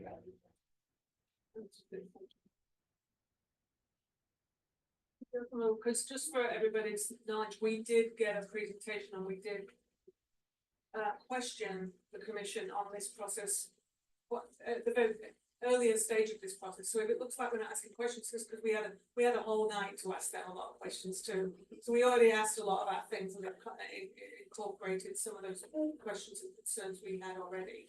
So if you don't see us saying anything, don't think we're not interested. Okay? But does anybody have anything they want to ask from what we've heard again tonight, what the public have said also? Anybody? It's our chance. What about Melissa or Don online? Do you have anything you want to add in? Oh, Mike, sorry, I couldn't see him on my list. Sorry, yeah. No, I'm good. You're good, Mike, thank you. Don, do you have anything you want to add? No, I'm good. I'm glad to see this is finally moving forward even further. Well, thanks for your help on it previously, Don. And Melissa? No, I'm good. I'm glad, that we had the opportunity to have this meeting and we're moving forward. So. And Hannah, we have online as well, right? She's still online? Yeah. Hannah. Yep, no, I'm here. Sorry. Oh gosh, I'm wearing new headphones, sorry. No, agreed. I think everything seems good and it's exciting to see it move forward. And it's really nice to see everyone coming in and voicing their opinions and concerns and hearing everything too at the same time. I think that's a great thing to have right now too. So thank you. Yeah, I echo the HPC comments that were made by Emily. I think I love to see, often we feel like we're doing this work in a bubble. We're here all by ourselves, usually just going out into the ether. I really appreciate people coming and giving their viewpoints. It helps us solidify and inform our viewpoints on the way we feel the town should go to, and we appreciate that. Having said that, our professionals have any questions or comments on that? I have one question. I think I heard some discussion from the HPC about the Calvary Church garage. I didn't catch the address. And I think it was labeled contributing or significant, and I might have heard that it should be not contributing, so I just want to make sure if there's. So it's behind 8 New York. It's behind it, it's like a lot of blocks. So it was marked as contributing. We're gonna take a look at that. So that may be an adjustment to, It's just the garage at the back. Yeah. What they call Okay. The parking lot and the garage are separate lot. So anything going forward, you may adjust that. Now, I think the question is also, did I hear from, it's only young lady at the front, did she mention that maybe another building that you thought might, was it the annex house you were suggesting? Like a different, Yeah, so that's because it's been changed. It has been changed. It's been, so that has. You have a new porch, right? They upgraded, so it was upgraded in kind, is that correct? It looks I think it's substantially similar to what we've had before, isn't it? maybe from the street possibly, but I think it's maybe track. That track the dog that's called it. Yeah, but would that be enough to, I think it looks the same as far as I remember. I don't think they didn't change the basic appearance of the house. Right. and it's on original masonry piers, right? Oh, you're right.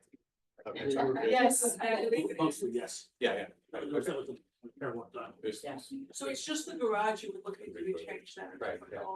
So that garage is currently under repair. It's heavily damaged by a tree that fell out a couple of years ago when it was storms. So if something's gonna change, currently under repair, isn't gonna, to whatever you guys decide. It's being repaired. It's gonna be whatever it is, so. Okay, so it's not gonna comply, it may not comply, I have no Right. idea. It's not a problem. Right. You're repairing something that was damaged in kind, right? Yeah. Well, I imagine that's, I'm not trying to repair. You're not trying to make it look like something different. Absolutely, just trying to patch a hole. Exactly, and that is exactly, I think that the commission made that point. That work like that doesn't even need to come towards you, right? Correct. Yeah. Correct?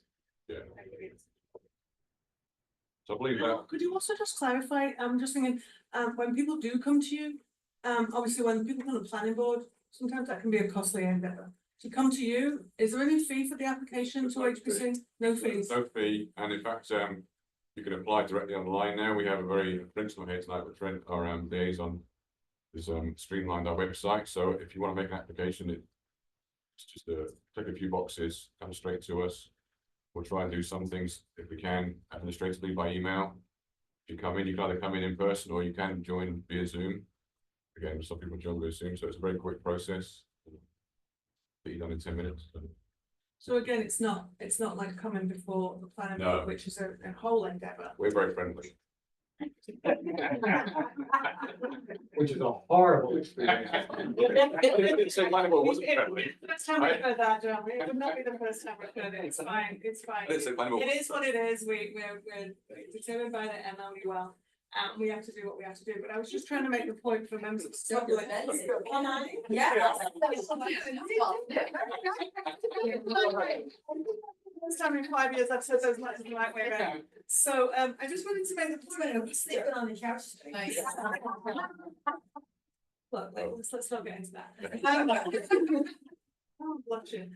I was just trying to make the point for the member of the public that going to you isn't what's the word I'm looking for? It's not onerous and it's not going to cost you any money. And they also said they try to turn things around really quickly to assist you, which is what we've all trying to work towards. We try to do the same thing as well as within how we are able within the regulations.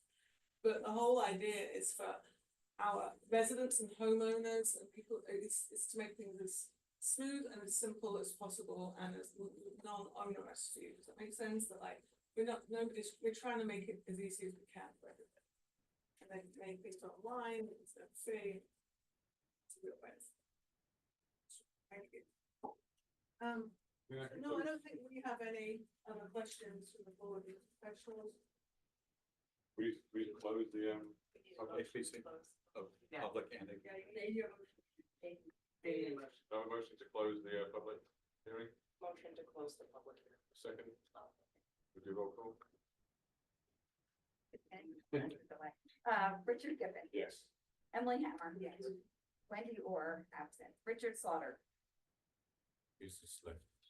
Jen Williford, yes. Dennis Show. Yes. Bonnie Tefera. And professional consultant John Hatch. I don't vote. After I read your name, I realized. So we close can you close? So you're now, We didn't open. we. I thought our public was. Okay. I thought we opened it together. We did. We The opened- meeting, yes, No, we opened the meeting. Public hearing. But that's not a public hearing. Oh, okay. Correct. So then, but don't we now need them to ask us to review something? So They formally need to say, can you please review this document with these? I changes will on?" let HPC council advise them on what they should do, but our next step is to review the report that's been provided Right. in connection with the presentation. So, Alex, you there? Yeah, Can yes. you advise, we've now closed our deliberations. Do we now refer it to planning board? Yes, for the planning board's vote or hearing and vote on the amendment. Do we need to make a motion to refer it to planning board? That'd be the, I would, just to be safe. sorry, be safe. Just be safe, okay. So can we have a motion to refer the proposal to planning board? Before that, Carol, where are public comments? They don't take public comments under here. I think what we kind We of have not did heard- was, we have not heard public comment. okay, I think we were doing question and comments, but if there's anybody else that has, but. I thought. I thought it was both. Yeah, I was doing both, so apologies if I didn't make it But clear. you'll have a chance to say, I thought I heard you say you'll have a chance to comment later. All right. Because we're still in question mode. We haven't heard any comments. Heard a lot of comments. We've heard a lot of comments. Yeah, I guess I'm used to. Well, I thought I said questions and comments. Does anyone haven't had a chance to speak? So I hear both. I'm seeing no one wanted to, so we have a motion to refer it to planning board document, used for their action. Motion to refer to planning board for their action. Second. The roll call, please. Sure. Richard Giffen. Yes. Emily Hammer. Yes. Richard Slaughter. Jen Williford, yes. Dennis Show. Yes. Bonnie Tefera. Thank you. And formally with planning board, I believe. Yes, I just have one question from a procedural standpoint. What I heard was that you might be looking into making an amendment. Would you like the planning board to make any recommendations that it has to include your recommendations with regard to that? How would you like to? We're certainly gonna correct that, aren't we? We're Yeah, gonna correct yeah, that. we're gonna take a look at it and it sounds like that. The color of this one garage may change.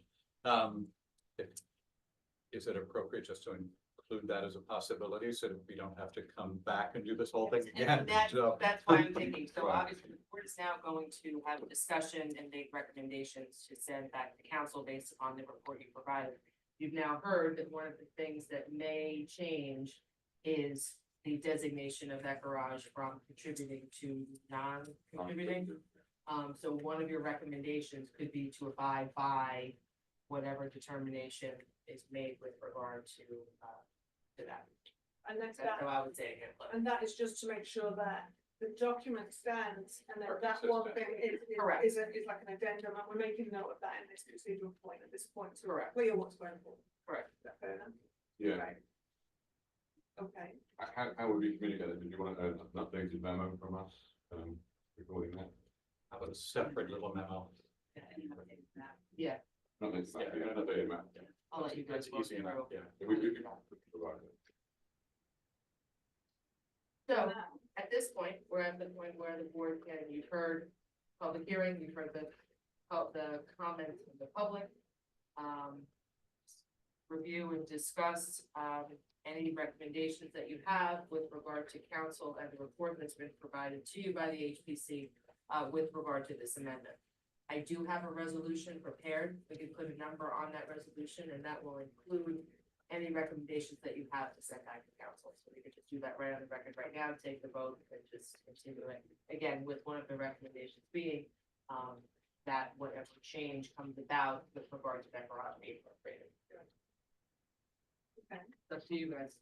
So general discussion, after the process on why we feel it is, and whether we want it to move forward to council at this point. I can start, and it's very easy for me, if you travel around the state or travel around the country anywhere and you go into the areas where you say, oh my God, look at that remodeling, right? I think there was even an HGTV show on remodeling. That's the way I look at the HPC, and to try to avoid the remodeling, because even if you're a patchwork and you have a house that's in between two, if you remodel, I mean, right, we always love our houses until we don't, until somebody tears off the historic porch and puts on a big modern glass enclosure and it's really ugly, right? And then you say, oh, wow, that's gonna be a little gap in the wall. What do we hear about Flemington? Historic Flemington. Yeah, it's old, but I understand that the history behind the HPC's decision to make it an area, or, to coin that up to the 30s or 31, 35, wherever that is. I would prefer our entire town. We are 65% historic. But what do you hear? I love walking around town. The houses are beautiful. That just doesn't happen. It happens because since 1980, if you had a historic home, you were sort of governed to say, you know what? Don't screw it up. Don't screw it up. Don't tear off something because you don't like it, because that historic nature of Flemington, once it's gone, it's gone. So I look at it as, let's stop anything from being remodeled. It's not a question about pavers and a question about painting your shutter color. It really, to me, it's more of that, oh my God, the neighbor just ripped off the 3rd floor, right? It's those type of things that say, you can't do that. Because as neighbors, we want the whole community to be picturesque and nice and a walkable community. So I really don't look at it as, maybe because I've lived in a historic home and yeah, I've been in front of the HPC maybe 3 times. I replaced my columns and I wanted them to be, they were a little smaller than the original. So I came in front, I mean, this was 20 years ago, within the regime. So again, I look at it as, let's stop the remodeling, because once it's gone, it's gone. And I understand what the HPC's role is, to say, listen, it's our significance is up to that Lindbergh trial. And anything that if you find your house in between it, yeah, it is contiguous. Somebody walking from house to house is gonna pass your house at the same time. I don't look at it as overly, an overreach, for example. Not at all. So. I'd like to go on record and say no, we'll never be another fully historic town. No, we're 65, but my Maybe point was. 65% of the homes that I mentioned, those homes were under the FHA. Those were FHA built homes, so there is some research I've done on our town's history. And let's be honest, there weren't a lot of people that looked like me that bought houses here. And those houses were not built for them. So no, I want to make sure that as the demographics of our country change, that those small ranch homes are affordable to rising people coming out with college degrees for the first time and maybe first time homeowners. I would assume a first time homeowner, if they're buying an historic home, I mean, they should be governed by our HPC. I don't see a home that I can see 100, and Lake Avenue is very beautiful in Rochester, it's like, but I can see 100 of homes that were built like 1962, 1973, there are entire developments that were built specifically. Highways were built to connect these neighborhoods, the town of Greece to the town of Webster. There are literal highway exits in off of that connect the old Kodak complex to actual developments. nothing but the homes that you would see on 51 Cabinet Street, 48 Cabinet Street. So I would say, and I'm gonna say this because I don't know if Mr. Slaughter's on here, but we wanna kind of fill that role. And as long as I'm on a council, that will never happen. And I am telling that to a lot of my neighbors, the homeowners that come here the past 10 years, that my husband and I have, that the town is gonna start looking a lot more like that next reality. That's the reality of the demographics in this country. So. I don't understand your point, but Well, those homes, those homes were not built for everyone. Those homes were not built for everyone, right? Say if we're playing. no, I'm not understanding. the Okay, point. so there's a level of redlining and those homes, and my question would be is, what were those homes funded under? What were the veterans benefits programs that enabled those people to move those homes in the 40s and 50s? They were not eligible for everyone. Adrian, We're could we, probably off, yeah. I think there's a really good discussion here that we want to have. So I wanna make absolute. Somewhere else. Council person, I made that commitment to people and that I. And that's, I'm not, I Yeah. don't want to disparage that, just that. Yeah, I have keep no- this discussion to yeah. this issue, Yes, so this issue, map. my point was, we're 65% national recognized historic district of the village of Farmington. And as you walk around and connect those neighborhoods and houses from one to the next, we are a patchwork. We're a patchwork, but it is historic Farmington. I mean,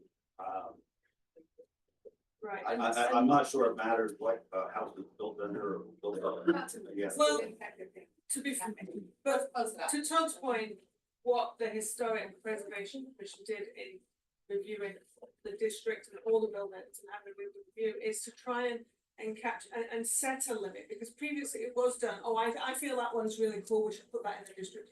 I don't like that one, that's not going in the district. I think some of that was what happened before. What they've tried to do is get it, as to my understanding, is to get it consistent in terms of setting a date, being strict, and then it is really clear if you choose to go deep into the report that they produced, how they chose and how they assess each building. It's not somebody's whim, they used science on it kind of thing, to use that word. They had really clear guidelines on what meant what, and that's how they've come together with this district, rather than saying the whole borough. Right, because that's appropriate to the age we chose, that they chose, and they explained this to us why they chose that time period and why it's significant to Flemington to create this updated, clearer. This has been going on for 5 years. Those of us in the district were like, it was clear to me 5 years ago. I still feel it's clear. I hear the comments from people who are concerned that their houses are being added into this expanded district. I hope this public meeting has gone some way to assuage the fears and concerns that we heard from you all. That this expansion and your house is included in it is not going to be an onerous situation for you going forward. It's intended to be helpful, it's intended to preserve something that we all love about Flemington, we are, the historic district of Flemington. And there's a reason for that, and if we all contribute to it in some way, and this is meant to be a helpful situation, not an onerous situation, and I hope you feel somewhat better about that statement than you did when you came in. We're not going to convince everybody, I understand that. That's all I do. Is that fair enough, guys? If anybody else you need to say something? I want to say something. Sorry, I did skip you over. Yes, you did. Last year, the planning board engaged in looking at ordinances, new ordinances as, to update the master plan, of elements of the master plan, legally binding. And, this map came up as part of the conversation, and the people that were on that subcommittee was, Mr. Cook, Mr. Show, myself, and former planning board member, Councilwoman Engelhardt, as well as the planner. And SNAP came up, and we actually had a conversation about expanding further to what I call atomic ranches, which includes my home on the eastern part of Main Street, eastern side of town. There are a number of ranches that were built in the fifties. There's a number of interesting houses, including one that was I'll call it the World's Fair House. And I actually encouraged us to talk about it. Everybody wanted to get through this map first and maybe expand further later. But to your point, Councilwoman, my grandfather tried to buy the lot in which I live and was denied access to that lot because he was Jewish. So Lloyd Fisher, Houghton's attorney, bought the lot for my grandfather in his name and then sold it to my family. So, you know, I'm happy to memorialize any of that history of Hunter in Flemington because it's the history of Flemington. Whatever color, whatever race, whatever racism, whatever happened up on Thatcher's Hill, with burning of crosses, I'm happy to memorialize all of it because if you don't memorialize it, everybody forgets about it. And that includes the stories of our history and heritage through our housing. No comments. Thank you.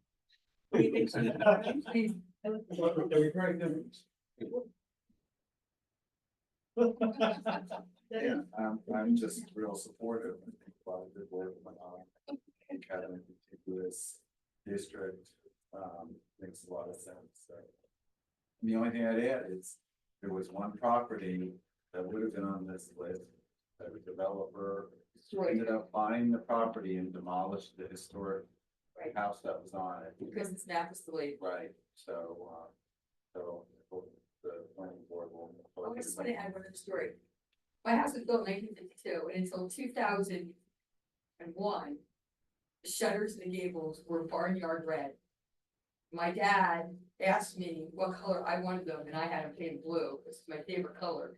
And the council president of Flemington Borough, whose name shall not be mentioned, came running to my father and to me and threatened by ordinance to lock in colors. Nobody ever painted a house the colors of my house. So all of you who don't remember the house being barnyard red, oh, if you're sure, Emily, there it is, with barnyard red for 50 years and it's been blue for 22. So.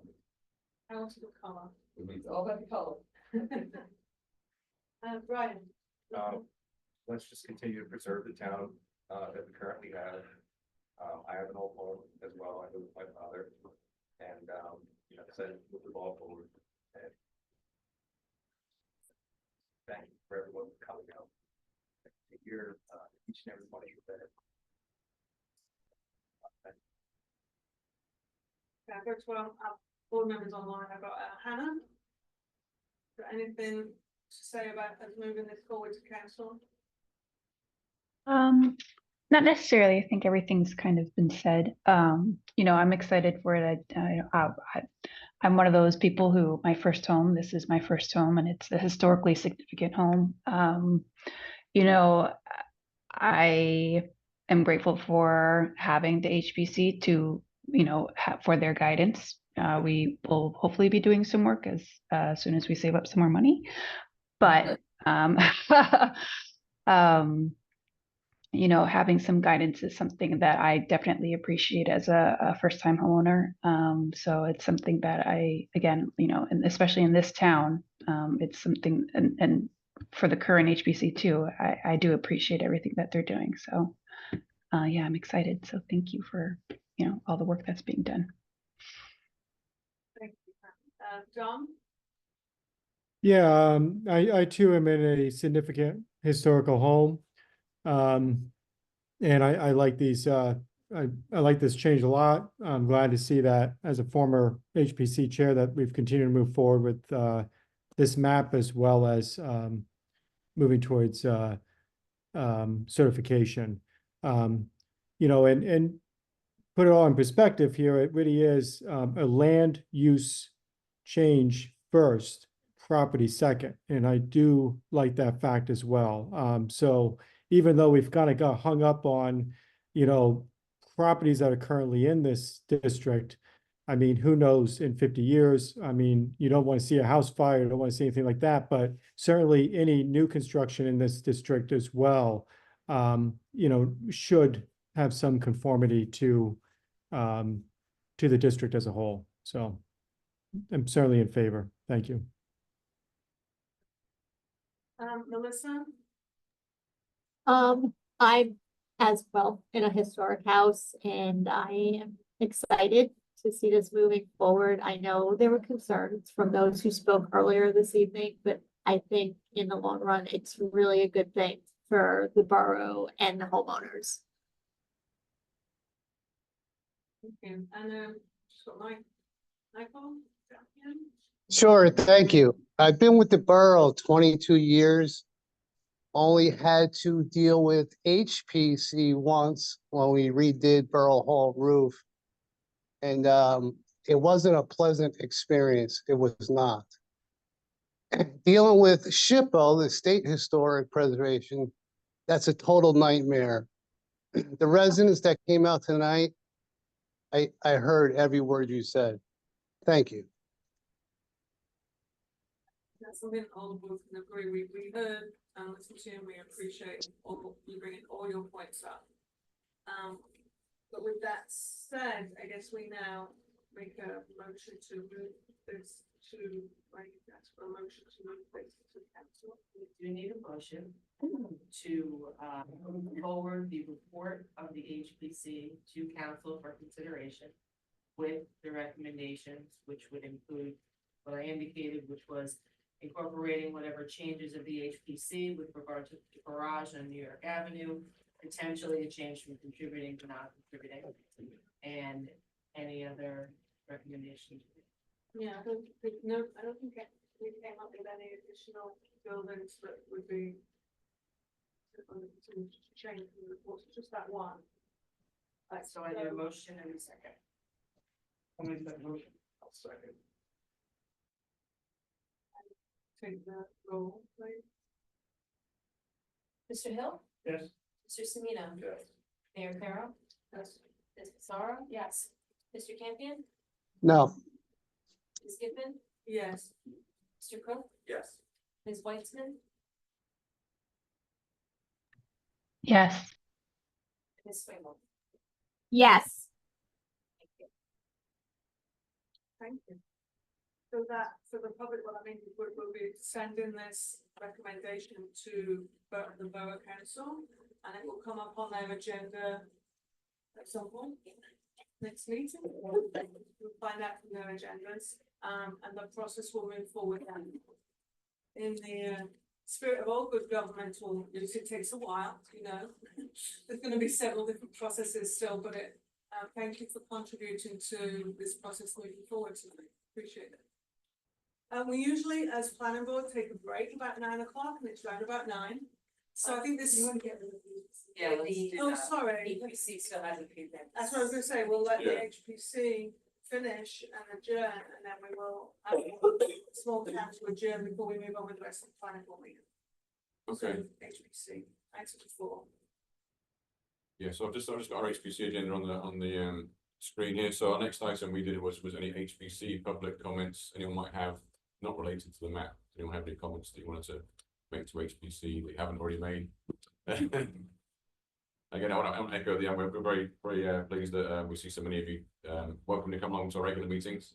I'd like to get the input there, so I'll take that as no more comments from anyone.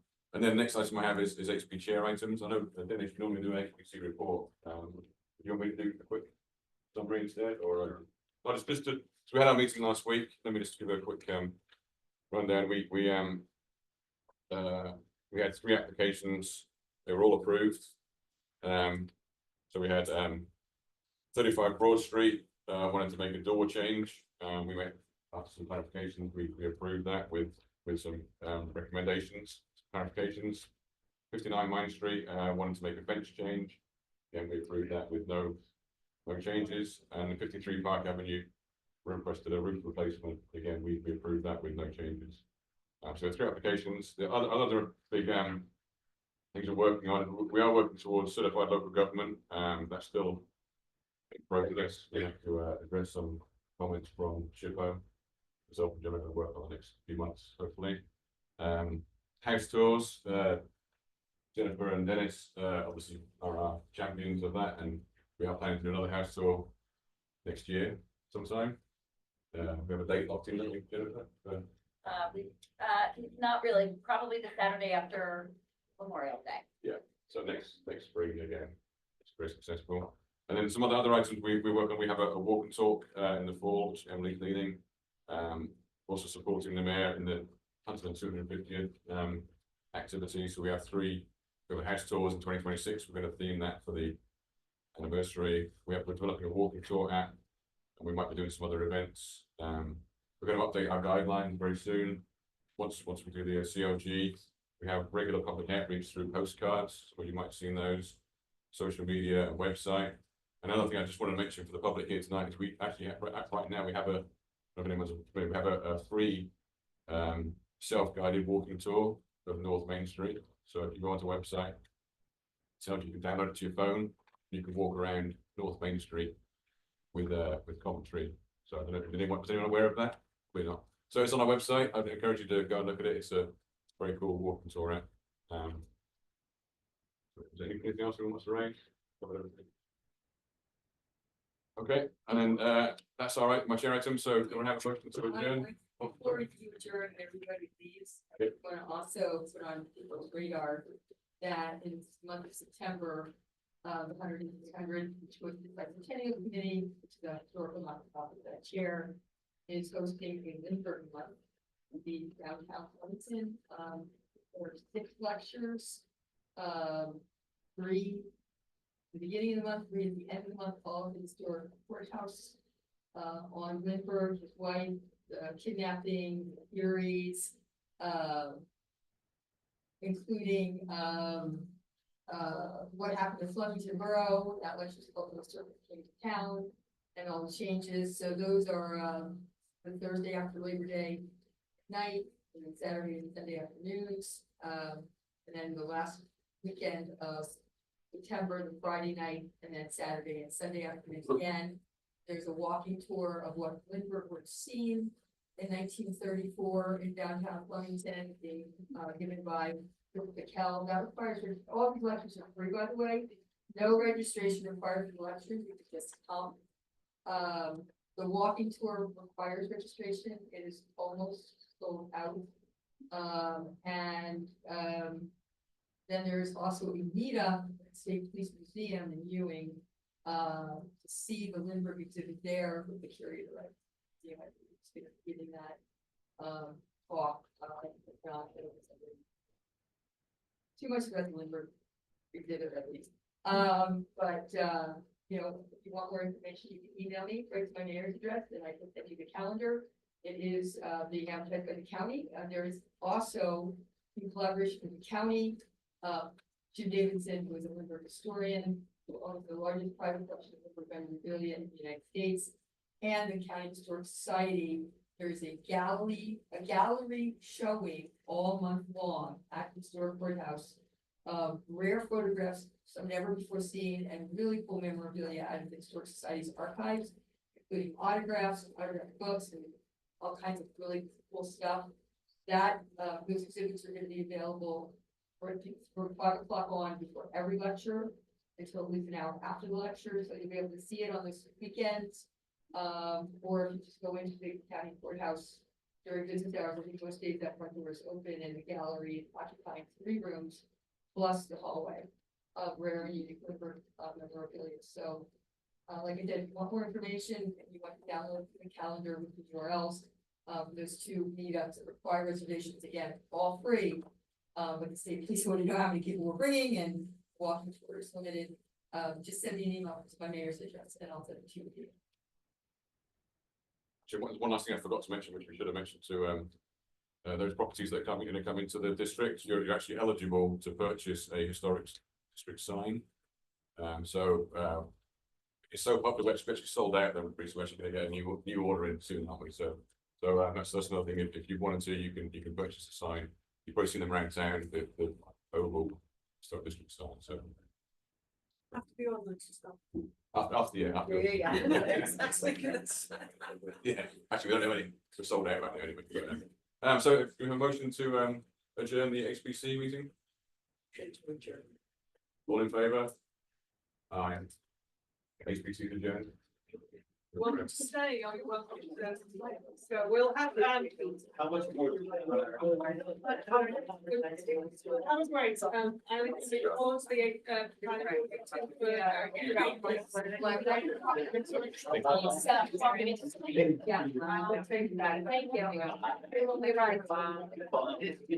let's finish. Get back to it. Awesome. Alright. Can we, Alan, can we take the roll call to make sure everyone's back before we finish with our agenda, please? Mayor Carroll, Here. Councilwoman Pissarro, Here. Mr. Campion, Here. Ms. Giffen, Here. Mr. Hill, Here. Mr. Cook, Here. Ms. Weitzman. Here. Yes, So there. Mr. Semino, Here. Ms. Swingle, Here. Mr. Eckel, Here. Mr. Show, Here. Ms. Kaczynski, here, Ms. McManus. Here. Alright, so let's continue. I said one of the numbers earlier, but I think one number. Mr. Cook? Here. Are you here? Oh, sorry, you're giving this talk. I'm so sorry. Okay. Oh my gosh. So I think we're on item 7 now because we changed the numbers. So mayor comment. Correct. Was that a comment to my comment? That was the correct, and a yawn. Unfortunately. Okay.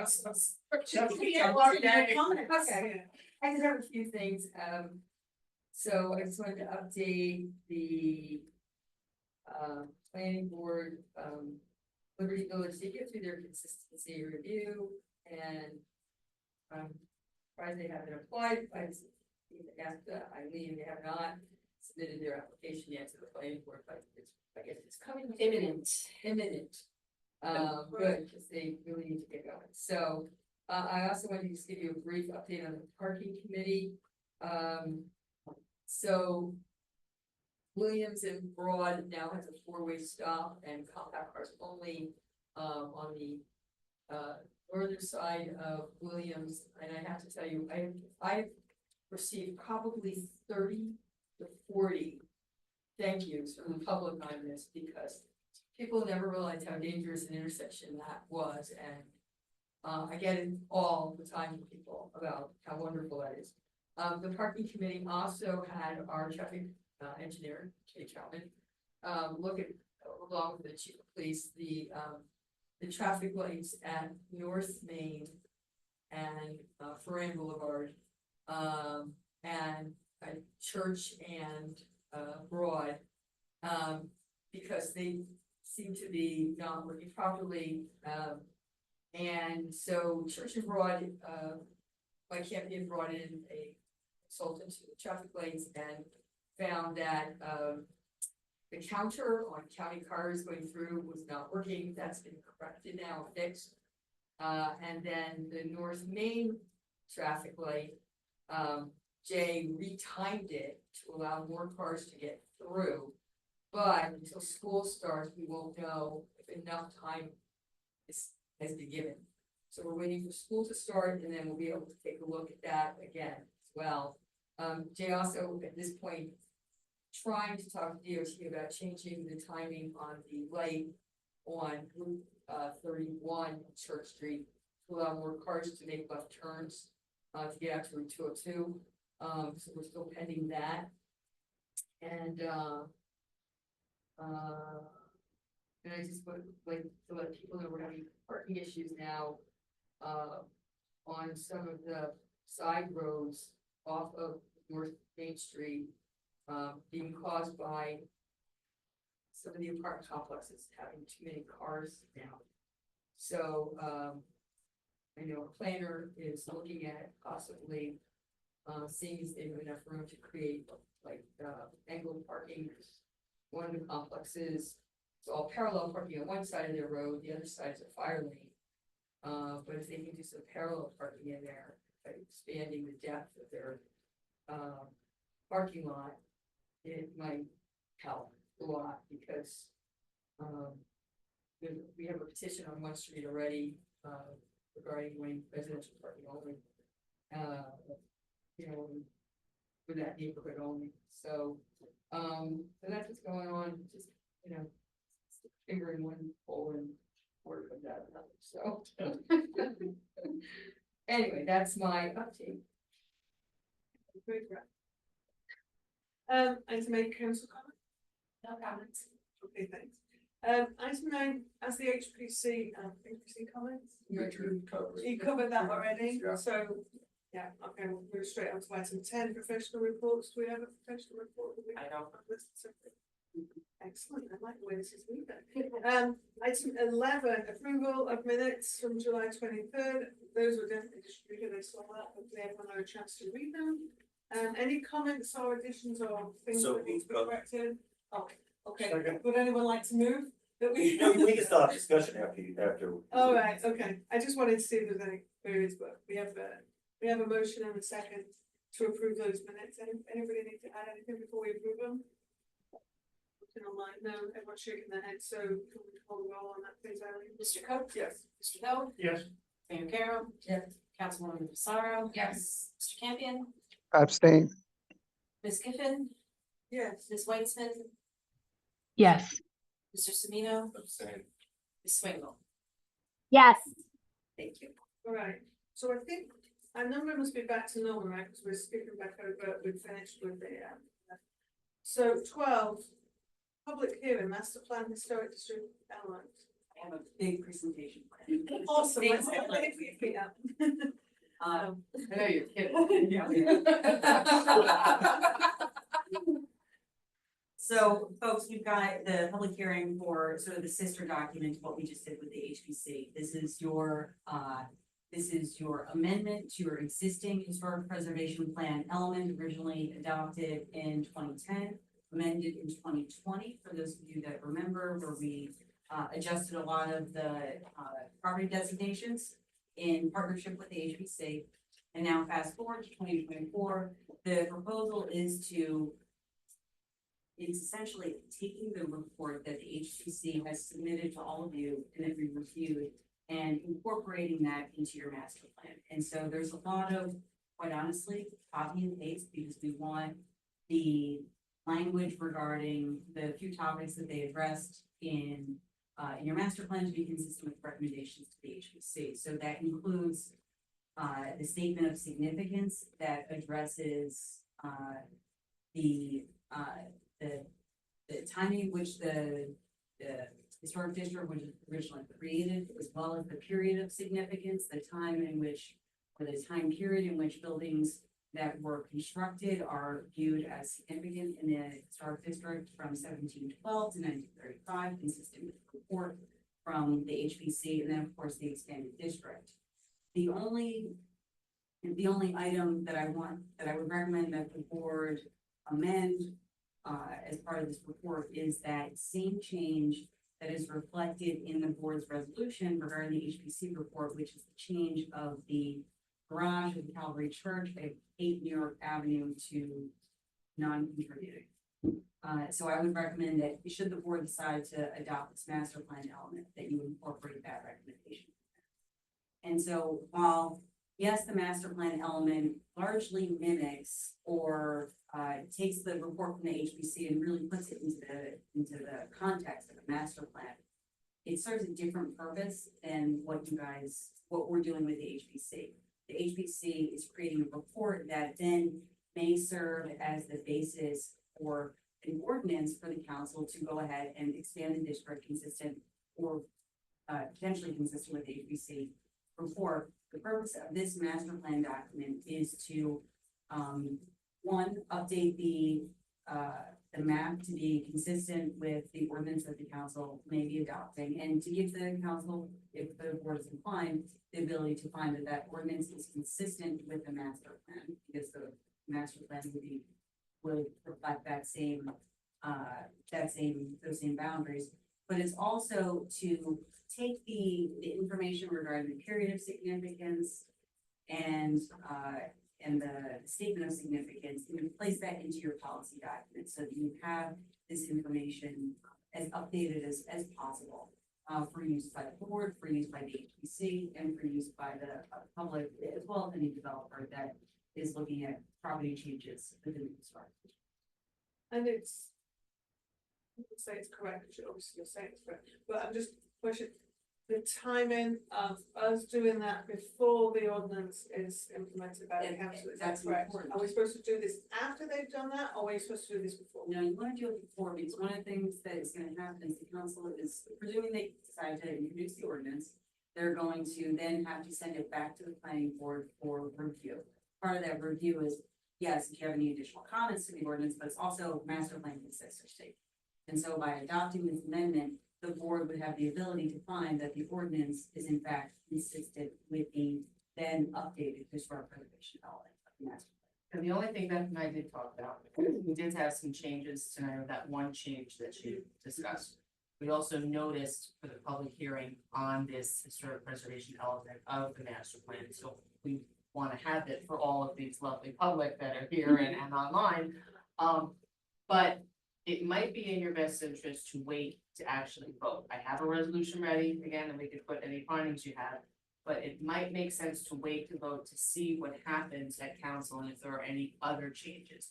We could still, we'll have the hearing, again, will be done tonight. And then when that ordinance is introduced at council and comes to the planning board, when we make our agenda for that night, we then just adopt this resolution with whatever changes we may need to based on what comes to you from council. So it's still done before the ordinance that you would then review and recommend, so it would technically still be consistent with the master plan, because you would vote on the master plan at that meeting, the same way you would be voting on it tonight, it would still happen before. You'd have to Does that vote make again on sense? it if there were changes. You wouldn't be voting tonight. No. Yeah, you technically would, correct. Right. So let's just say for argument's sake that between now and then, there's some other change that comes about. You wouldn't have to redo your recommendation on the report, because that was originated at council, but you would have to change this. Right. So do the hearing, finish everything up, and then vote prior to, and it could even be, let's say council doesn't look at this until October, just, for our thing. We could still do this at the next meeting if you wanted to. It just seems to make sense to actually do the vote once we're sure that nothing else is changing from council. Correct, yes. That wouldn't necessarily be the next meeting, wouldn't that be? After It may the not be, council so what we would technically do is, again, finish, we're gonna open it up to the public for comments and questions. We're gonna close the public portion, we're gonna have whatever other discussion, if there's anything you may have. And then we're gonna say that the public hearing, the public hearing and the vote is carried to the next meeting. And then we could just keep carrying it to the time where we would actually do. Okay, because that's why I was confused. I thought you were asking us to vote tonight, and I didn't feel comfortable Nope. voting if it might change. Correct. People weren't Correct. comfortable with Yeah. their vote. Yeah, the likelihood again is that the only change is going to be that one change we talked about tonight. But now you've got it out of the way, we've got the resolution done, that's done, her presentation, we have the public hearing, and then it's really just a matter of waiting to actually vote. Right, and it's noticed, so I don't. Correct, because that was again what we wanted to accomplish by way of this joint meeting. So we've done everything we've accomplished, and we're just, protecting against any potential changes that might be that point. So, does everybody else feel comfortable with what, I suggested as way forward? Okay, so then we have to open public hearing. Right. Open public hearing. Open that public hearing, all that. Discuss the master plan itself. Do we have jurisdiction to proceed? We did make the notice of public hearing and. We did, absolutely. Yep. Okay. So. You made me nervous there. I just need to have that on the record. You're absolutely right. All those emails that went back and forth. I thought. I didn't make all those mailings. I know, exactly. Life is just like, darn it, I was not know what happened. So, considering we had a big discussion earlier. Anyone, no one's on. Does anybody have a discussion about the moving forward with the master plan aspects of this procedure? No questions, queries or comments? I don't think there's anyone else online. None of our, well, Anna or Michael or Donna, if you have comments or if you feel comfortable going forward with what Tara suggested, we can do that. With the lack of anybody in the public, that's the public in the comments. So we'll just see any public online to discuss, because we don't have somebody giving evidence now and then questioning them, because we don't have that. And again, the notice was provided that this would be here. I mean, everyone that would have had any questions gave their comments, questions at the prior portion. But in any event, for the record, we will state that public hearing on this and the vote will be adjourned to the next meeting of the board, which is scheduled for September 10th. And then we'll see where we are at that point. Do we have to, we adjourn the public hearing part too, or do we close the public hearing tonight and then adjourn the vote? Would we have to Let's be on- carry it. Let's just carry it. Okay, Let's all do right. that. Again, because let's leave it open to see what else might happen. So, you know, but we've at least accomplished what we were supposed to accomplish tonight by way of our notice. Do you need a motion to carry it? Yes. I'll make that. Thank you. Would you like to second? Second, go. Thank you. I need to take the roll on carrying. All in favor? Yes. Aye. Anybody not in favor? No, I don't see anybody complaining. Oh, commenting. All right, thank you. So that will be Power September adjourned. 10th. Add that onto that. Okay. It also looks like there's no estoppel period for. No, okay. No, it looks So like it's automatic. It seems to be, I can't find anything. I think that's correct, but Yeah. I think the member of the public asking was thinking that this would. Well, I become guess immediate. I'll let- It's not. I'll let- I'll let Alice look it up, but Yeah. I can't find anything in the law that says there's no stop period on rezoning like this. Yeah, I think you were going a bit beyond, I agree with Karen, a bit beyond what she was thinking. I think she was thinking, is this it tonight? I think she thought this. Oh, this- yeah, yeah, that's where I think she That's was. real in the head, that this, Oh. if we voted yes, Yeah. it was immediate effect. That's where I think she was going, but Okay, you was probably went home with the word stop, so. I didn't even hear that right next to him, but I need to put that on my list. Okay, share items, I wanna keep this short there, I'm not bringing anything out other than discussing what we're doing at the next meeting, right, we've got to. There are a few more carry that. things. I was gonna say, there's more things going on than just this one, right? We have the public hearing for Plaza One, we have completeness for 110 Main Street LLC, and completeness for National Pools and Spas, application. National pools and spas. And then we're carrying the public hearing for the master plan. Historic. Yeah, we'll mention it, but it'll probably move along until the council is on, yes. So that's that, there's none of the other appeals, okay, right. No, there's That's a few that good. are, and it's only 2 weeks away, so probably even if Liberty Village does. Yeah, we won't have time So to that we won't have time to do. so that, so, yes, as Mayor mentioned, if that's coming up, obviously. Don't do anything fun, but for the next few months, it's gonna be coming up, don't book anything on Tuesday. well, this will be fun. Which was fun. I mean, come on. I'm just happy to see people in the room, because as much as I love you guys, it's nice to see some new faces. The one. All right, so, bills, I didn't see any bills, did I miss them, or were there any? Yeah. Yeah, they, she said. Bills on August 12th, and then there was a few extra ones that were sent out. Well, you said Today it around- was so early, I missed them, there we go. Right, No, I looked at them, I'm sure I just thought I meant today. and then there was a few today that, there was a second batch of that I had some checks came in and some invoices came in, so. All right, so can I get a motion to audit the bills, please? So move, go. Thank you. Second, Selena. Let's do that by roll, right? Yes. Take the roll. Mr. Cook? Yes. Mr. Semino? Yes. Mayor Carroll? Yes. Councilwoman Pissarro? Yes. Mr. Campion? Yes. Ms. Giffen? Yes. Mr. Hill? Yes. Ms. Weitzman? Yes. Ms. Swingle? Yes. Thank you. All right. 15, executive session. I don't know that we have any. Is that carryover from the last Additional minutes? that we forgot to updates. take off? Okay, I thought Okay, it was Yeah. another update, but I could be wrong. Yeah, no, Do we ever need to go into executive session? we don't, but I will hopefully have something for the next meeting. Okay. That I will say, so we can carry that over again. Forward to it. I'll just leave that on there. I look forward to it. All right, well, thank you, everybody. Item 16, do I get a motion to adjourn? Huh? Do I need to get the motion? I don't know, I'm Everybody's always jumping jumping. on this before. We jump on. So moved. All in favor to adjourn, so moved. Thank you. Everybody say aye. Aye. Thank you very much. See you next time. It's not 10 o'clock. It's not 10 o'clock.